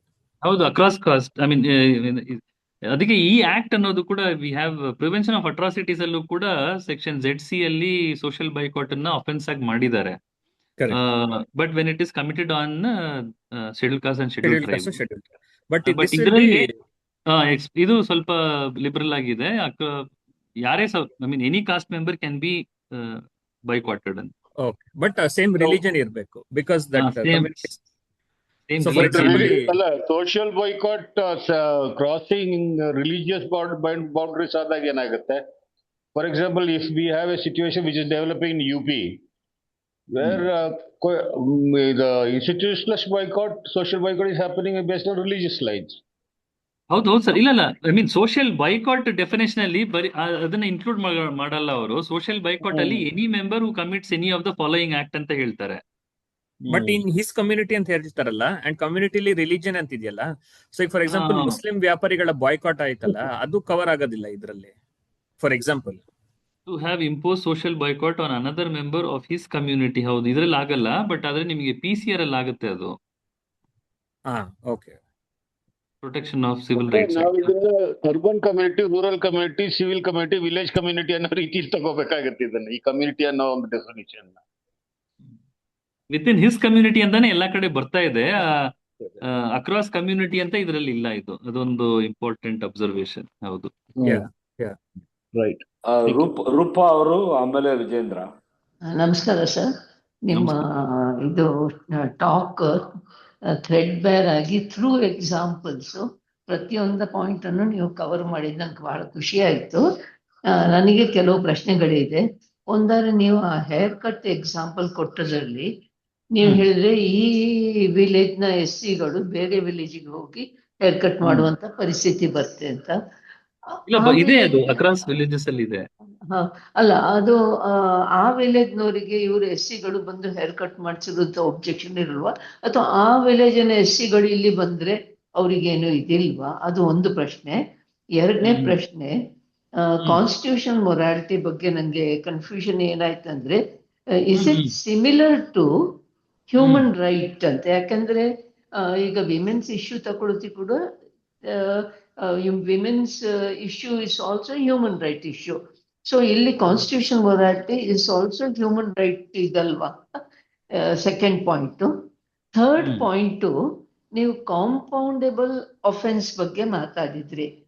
ಅಲ್ಲೇ ಹಾಗಾದ್ರೆ ಪಾಕ್ಸೋ ಕೇಸಲ್ಲಿ ಕೂಡ suppose the child says that ತಾನು ಕಾಂಪ್ರಮೈಸ್ ಮಾಡ್ತೇನೆ ವಿಕ್ಟಿಮ್ ಅಲ್ಲ ಇವನೊಟ್ಟಿಗೆ ಮಾಡಿದವನೊಟ್ಟಿಗೆ, ಅದನ್ನು ಬಿಟ್ಟು ಬಿಡ್ತಾರ ಹಾಗಾದ್ರೆ? ಯಾಕಂದ್ರೆ ಅಲ್ಲಿ ಕಾಂಪ್ರಮೈಸ್ ಅಂತ ಬಂದ ಕೂಡಲೇ ಪಾಕ್ಸೋ ಆಕ್ಟ್ ಕೂಡ ಹಾಗೇನಾ ಅಂತ ನನಗೊಂದು ಕನ್ಫ್ಯೂಷನ್ ಶುರು ಆಗಿ ಹೋಯ್ತು. ಇದು ಮೂರು ಪ್ರಶ್ನೆ. Okay madam. So I mean ನಾವು ಹೋದಾಗ ಈ ಹಲಾರೆ ಅನ್ನೋ ಒಂದು ಹಳ್ಳಿಗೆ ನಾವು ಅಲ್ಲಿರುವಂತ ದಲಿತರನ್ನ ಕೇಳಿದ್ವಿ. ಈಗ ನೀವು ಮುಂಚೆ ಎಲ್ಲಿ ಮಾಡ್ತಾ ಇದ್ರಿ ಅಂತಂದ್ರೆ, ಸರ್ ನಮ್ಮಲ್ಲಿ ಇಲ್ಲಿ ಮಾಡಲ್ಲ, ಹಂಗಾಗಿ ನಾವು ಬೇರೆ ಹಳ್ಳಿಗೆ ಹೋಗಿ ಮಾಡ್ತಾ ಇದೀವಿ, ಅವರು ನಮ್ ಜಾತಿ ಯಾವ್ದು ಅಂತ ನಮ್ಗೆ ಗೊತ್ತಿರಲ್ಲ, ಮಾಡ್ಬಿಡ್ತಾರೆ ಅಂತ ಹೇಳ್ತಾ ಇದ್ರು. ಕೆಲವರು ನಾವು ಸಿಟಿ ಕಡೆ ಹೋಗ್ತಾ ಇದ್ವಿ ಅಂತ ಹೇಳಿದ್ರು. ಸೊ ಹಂಗಾಗಿ Okay. It was implied that ಅವರು ಆ ಹಳ್ಳಿಯಲ್ಲಿರೋ ದಲಿತರು ಆ ಹಳ್ಳಿಯಲ್ಲೇ ಇರುವಂತ ಬಾರ್ಬರ್ ಶಾಪ್ಗೆ ಹೋಗಲ್ಲ, ಯಾಕಂದ್ರೆ ಅಲ್ಲಿ ಲೋಕಲ್ ಅವರು ಇದು ಮಾಡ್ತಾರೆ ಅಂತ ಹೇಳಿ. Okay. Okay. ಮತ್ತೆ ಸಿಮಿಲರ್ ಇನ್ಸಿಡೆಂಟ್ ನಾವು ರಾಣಿಬೆನ್ನೂರಲ್ಲಿ ನೋಡಿದ್ವಿ. ಏನಾಯ್ತು ಅಂತಂದ್ರೆ ಒಂದು ಫ್ಯಾಮಿಲಿಯ ಹುಡುಗ ಬಂದು ಬೆಂಗಳೂರು ಸಿಟಿಗೆ ಬಂದಿದ್ದ ಕೆಲಸ ಮಾಡೋದಿಕ್ಕೆ, ತುಂಬಾ ವರ್ಷ ಹೋಗಿರ್ಲಿಲ್ಲ. ಸೊ ವಾಪಸ್ ಮನೆಗೆ ಹೋಗ್ತಾನೆ ದಲಿತ ಹುಡುಗ, ಅಲ್ಲಿ ಒಂದು ಬಾರ್ಬರ್ ಶಾಪ್ ಅಲ್ಲಿ ಹೋಗಿ ಕಟಿಂಗ್ ಮಾಡಿಸ್ತಾ ಇರ್ತಾನೆ. ಬಾರ್ಬರ್ಗೆ ಗೊತ್ತಿರಲ್ಲ ಈ ಹುಡುಗ ಯಾರು ಅಂತ ಹೇಳಿ, ಇವನು ಕಟಿಂಗ್ ಮಾಡಕ್ ಶುರು ಮಾಡ್ಬಿಟ್ಟ. ಮಾಡ್ತಾ ಇದ್ದಾಗ ಅರ್ಧಕ್ಕೆ ಅಲ್ಲಿ ಬೇರೆ ಮೇಲ್ಜಾತಿ ಹುಡುಗರು ಅಂತ ಬಂದಾಗ ಏನೋ ಇವನಿಗೆ ಮಾಡ್ತಾ ಇದೆಯಾ, ಇವ್ರ ಕಮ್ಯುನಿಟಿಗೆ ಸೇರಿದವರು ಅಂತ ಹೇಳಿದ್ಮೇಲೆ ಅವನನ್ನ ಅಲ್ಲೇ ಹಿಡ್ಕೊಂಡು ಕೂಡಾಕಿ ಅವನಿಗೆ ಅರ್ಧ ತಲೆ ಬೋಳ್ಸಿ ಕಳಿಸ್ತಾರೆ. ಸೊ ಆದ್ರೆ ಗೊತ್ತಿಲ್ಲ ಅಂತಂದ್ರೆ ಸಾಮಾನ್ಯವಾಗಿ ಮಾಡ್ಬಿಡ್ತಾರೆ ಅನ್ನೋ ಒಂದು ಪ್ರಿಸಂಪ್ಷನ್ ನಮ್ಮಲ್ಲಿದೆ. ಬೇರೆ ಹಳ್ಳಿಯಿಂದ ದಲಿತರು ಹೋಗಿ ಬೇರೆ ಹಳ್ಳಿಯಲ್ಲಿ ಹೋಗಿ ಹೇರ್ ಕಟಿಂಗ್ ಮಾಡಕ್ ಹೋದ್ರಿ, ಅದು ಹಂಗಾಗಿ ನಾನು ಆ ರೀತಿ ಹೇಳಿದೆ. ಅದೊಂದು ಅದೊಂದು. Okay. ಎರಡನೇದಾಗಿ ಕಾನ್ಸ್ಟಿಟ್ಯೂಷನಲ್ ಮೊರಾಲಿಟಿ ಅನ್ನೋದು ಹೆಂಗೆ ನಾವು ಅರ್ಥ ಮಾಡ್ಕೊಳ್ತಿದೀವಿ ಅಂತಂದ್ರೆ, ಆಸ್ ಅ ಲಾಯರ್ ಆಗಿ ನಮ್ಗೆ ಕಾನ್ಸ್ಟಿಟ್ಯೂಷನ್ ಎಲ್ಲಾ ವ್ಯಾಲ್ಯೂಸ್ ಅನ್ನು ಕೂಡ ತುಂಬಾ ಎಕ್ಸ್ಪ್ರೆಸ್ ಆಗಿ ಹೇಳಿದ್ದಾರೆ. It also includes human rights values. Of course human rights ಅಲ್ಲಿ ಕೆಲವು ರೈಟ್ಸ್ ಗೆ ಹೆಚ್ಚಿನ ಪ್ರಾಧಾನ್ಯತೆ ಇದೆ, ಕೆಲವು ರೈಟ್ಸ್ ಗೆ ಅದನ್ನ ಅಷ್ಟು ಸಿಗ್ನಿಫಿಕೆಂಟ್ ಆಗಿ ನೋಡಲ್ಲ. But irrespective of the weightage of these rights ಎಲ್ಲವೂ ಕೂಡ ಕಾನ್ಸ್ಟಿಟ್ಯೂಷನ್ ಸಂವಿಧಾನದಲ್ಲೇ ಅದನ್ನೆಲ್ಲವನ್ನು ಕೂಡ ಮೆನ್ಷನ್ ಆಗಿದೆ. ಈ ಕಾನ್ಸ್ಟಿಟ್ಯೂಷನ್ ಮೊರಾಲಿಟಿ ಏನ್ ಹೇಳುತ್ತೆ ಅಂತಂದ್ರೆ, ಕಾನ್ಸ್ಟಿಟ್ಯೂಷನ್ ಯಾವುದೇ ಫಾರಮ್ ಅಲ್ಲಿ ಇರಲಿ ಅದಕ್ಕೆ ನೀವು ರೆಸ್ಪೆಕ್ಟ್ ಕೊಡಬೇಕು ಅಂತ ಹೇಳಿ.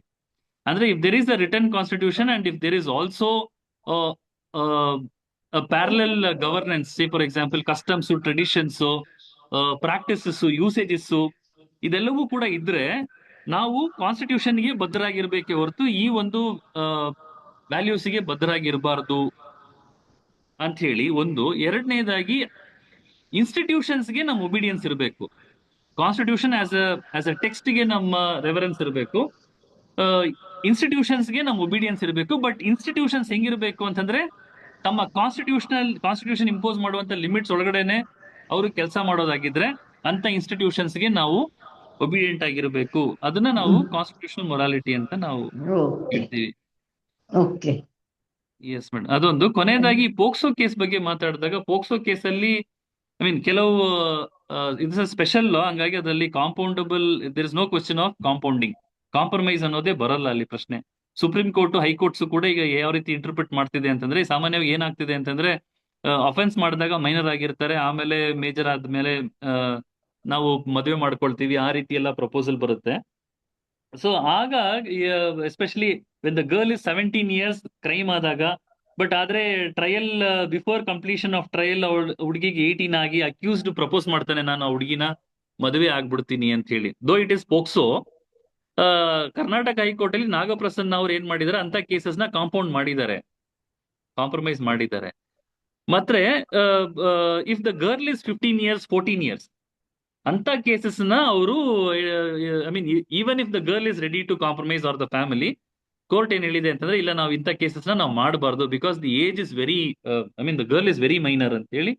ಆ ಒಂದು ಕಾರಣಕ್ಕೋಸ್ಕರ ಕಾಂಪ್ರಮೈಸ್ ಮಾಡಿದ್ರು ಕೂಡ, ಹಾಸ್ಟೈಲ್ ಆದ್ರೂ ಕೂಡ ವಿಟ್ನೆಸಸ್ ನ ನಾವು ಸರ್ಕಮ್ಸ್ಟೆನ್ಷಿಯಲ್ ಎವಿಡೆನ್ಸ್ ಮೇಲೆ ಕನ್ವಿಕ್ಷನ್ ಮಾಡಬೇಕು ಅಂತ ಹೇಳಿ ಅವರು ಇತ್ತೀಚೆಗೆ ಒಂದು ಕೇಸನ್ನ ಡಿಸ್ಮಿಸ್ ಮಾಡಿದ್ದಾರೆ ನಮ್ಮ ಕರ್ನಾಟಕ ಹೈಕೋರ್ಟ್. ಸೊ ಪೋಕ್ಸೋದಲ್ಲಿ ಏಜ್ ಡಿಫರೆನ್ಸಸ್ ನ ಸ್ವಲ್ಪ ನಾವು ಕೋರ್ಟ್ಸ್ ಗಮನಿಸುತ್ತೆ. ಅದ್ರ ಮೇಲೆ ಅವರು ಕೆಲವನ್ನ ಕಾಂಪ್ರಮೈಸ್ ಮಾಡಿದ್ದಾರೆ. If the girl is very she is around 12 to 15 ಅಂತಂದ್ರೆ, ಅಂತ ಕೇಸಸ್ ಅಲ್ಲಿ ಕಾಂಪೌಂಡ್ ನ ಮಾಡಕ್ ಹೋಗಿಲ್ಲ ಅವರು. Irrespective of that, cases are not compoundable.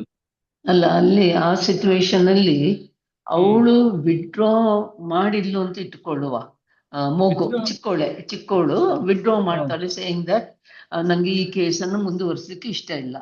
Can the court close that case? ಅಲ್ಲ, she cannot withdraw. For example, ಈಗ ಅಫೆನ್ಸ್ ಆಗಿರುತ್ತೆ, ಕ್ರೈಮ್ ಆಗಿರುತ್ತೆ, FIR ಆಗುತ್ತೆ, ಇನ್ವೆಸ್ಟಿಗೇಷನ್ ಆಗೋಗಿರುತ್ತೆ.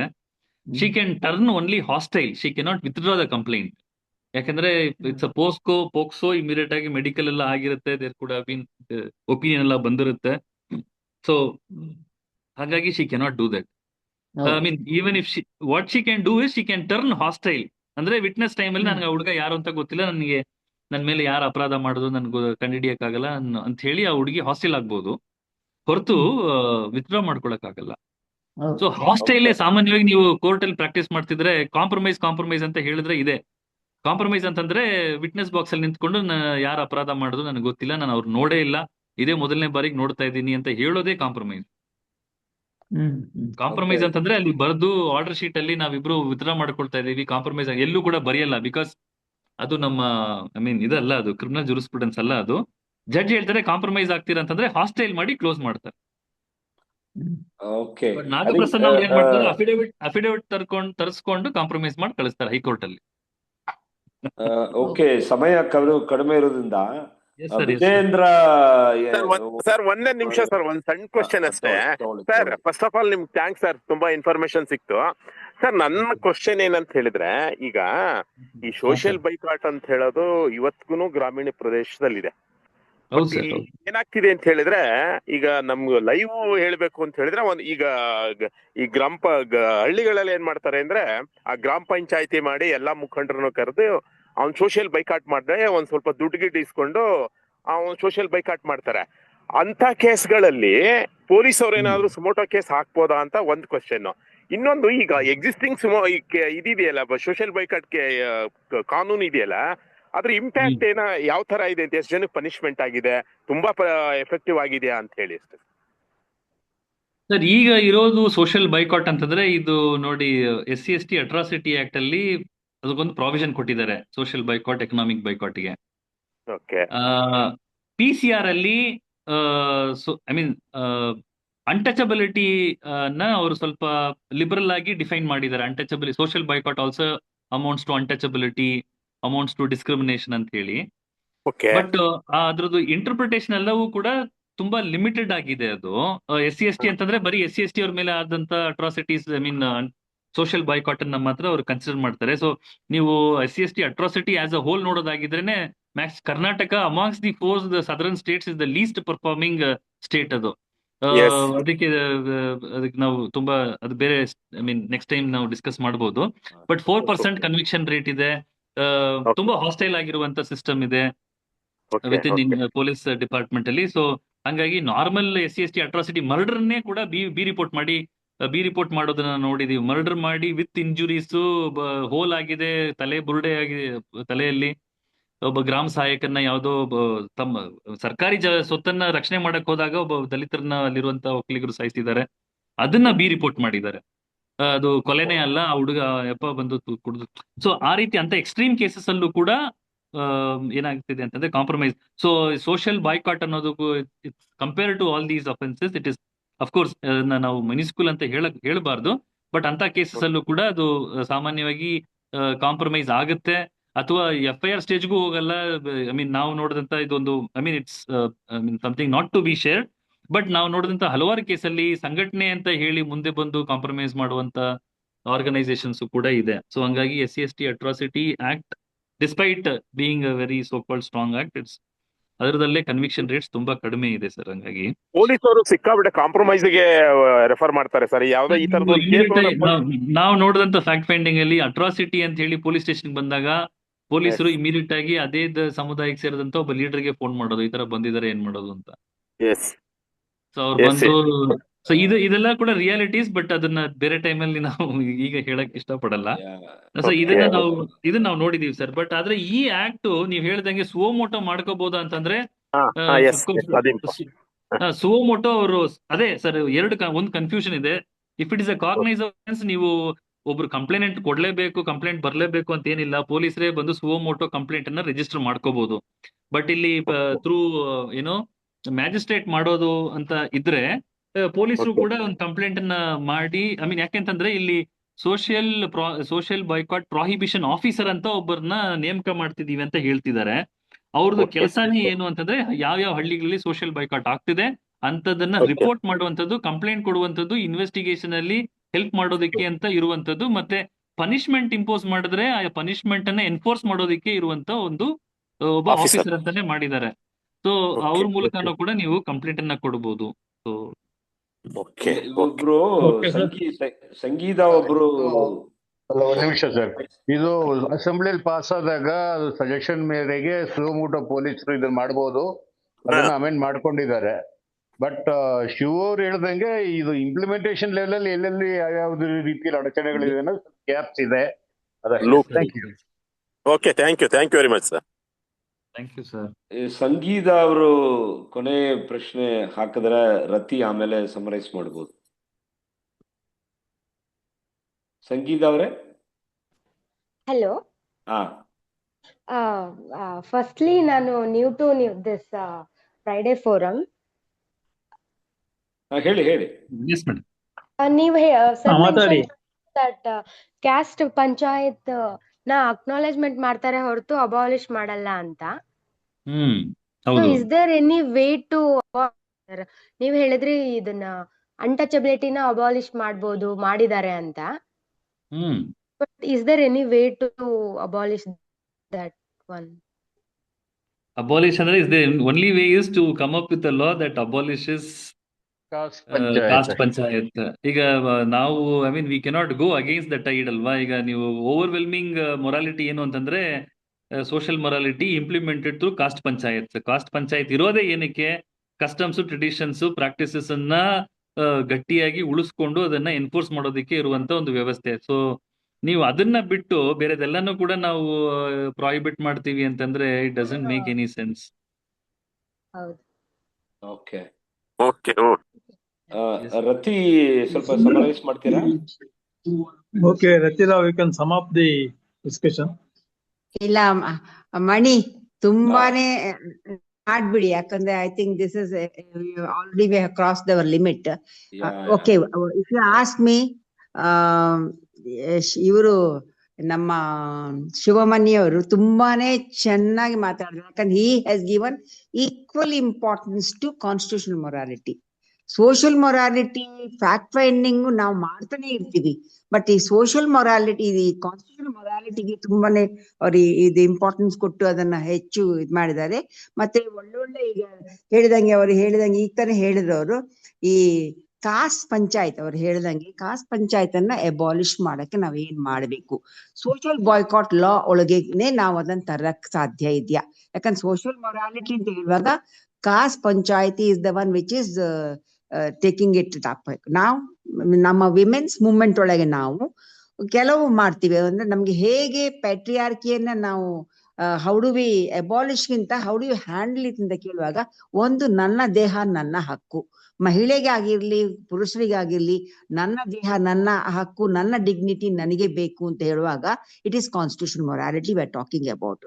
ಹಾಗೇನೆ ಒಂದು ಸ್ಕೂಲ್ ಒಳಗೆ, ಕಾಲೇಜ್ ಒಳಗೆ ನಾವು ಇದನ್ನ ಗುಡ್ ಟಚ್ ಬ್ಯಾಡ್ ಟಚ್ ಹೇಳುವಾಗ same thing we are extending to the school. ಹಾಗೇನೆ ಸೋಷಿಯಲ್ ಮೊರಾಲಿಟಿ ಬಗ್ಗೆ ಕೂಡ ನಾವು ಒಂದಿಷ್ಟು ಮಾಡ್ಕೊಂಡ್ಬಿಟ್ಟು ಅದನ್ನ ಸ್ಕೂಲ್ ಲೆವೆಲ್ ಇಂದ ಮಕ್ಕಳ ಮನಸ್ಸಿಗೆ ಹಾಕಿದ್ರೆ ಐ ಥಿಂಕ್ ಸೋಷಿಯಲ್ ಇದು caste panchayat will automatically go down ಅಂತ ಅನ್ಸುತ್ತೆ. ಆಟೋಮ್ಯಾಟಿಕ್ ಅಲ್ಲ ಅದು, we have to fight for it ಅಂತ ಅನ್ಸ್ತಾ. ಆಕ್ಚುಲಿ ಶಿವ ಮನಿದನ್ ತುಂಬಾನೇ ಚೆನ್ನಾಗಿ ಮಾತಾಡಿದಿರ ನೀವು. Excellent talk. And actually people have really joined into this talk in a big way, and thank you very much for that. And I should thank Vinay for it. Thank you very much, all of you. Thank you madam, thank you. ಇದೇ ರೀತಿ ಮಾಡ್ತಾ ಇರಿ, ನಾನು participate ಮಾಡ್ತೀನಿ. Yes sir, your talk Very was good. very nice. Yeah. Thanks a lot for all the Thank you, information. Thank you. Good night sir. Good night. ಒಂದೇ ಒಂದು ಸೇರಿಸ್ಬೇಕಿತ್ತು. Advocate Yes. ಶಿವಮನಿತನ್ ಅವರು, advocate ಸಾಧನ ಅವರು ಈ ಸೋಷಿಯಲ್ ಬಾಯ್ಕಾಟ್ ಅವ್ರು ಹೇಳಿದ incident ಬಗ್ಗೆ EPW ಒಂದು ಪೇಪರ್ ಇದೆ, ಅದು ನಾನು ಮಣಿ ಅವ್ರಿಗೆ ಕಳ್ಸಿದ್ದೀನಿ. ಅವರು ಎಲ್ಲರಿಗೂ ಶೇರ್ ಮಾಡ್ಬೋದು ಅಂತ ಹೇಳ್ತೀನಿ. ಮಣಿ ಅವ್ರಿಗೆ, ರತಿ ಅವ್ರಿಗೆ ಕಳ್ಸಿದ್ದೀನಿ. ಆ ಪೇಪರ್ ಇವ್ರು ಹೇಳಿರೋದು ಇನ್ನಷ್ಟು ಅಲ್ಲಿ ವಿವರವಾಗಿ ಪೇಪರ್ ಅಲ್ಲಿ ಬರ್ದಿದ್ದಾರೆ. ಅದನ್ನು ದಯವಿಟ್ಟು ಎಲ್ಲರೂ ಓದಿ. ಅದೇ ಈ ಶಿವಮಣಿ ಅವರು ನನಗೆ ಈ EPW ಆರ್ಟಿಕಲ್ ನ ಫಾರ್ವರ್ಡ್ ಮಾಡಿದ್ದಾರೆ. I can also share it up. Thank you very much Shivamani ಅವರೇ. Thank you madam. Thank you. Good night sir. Good night. Thank you very much. Good night. Thank you.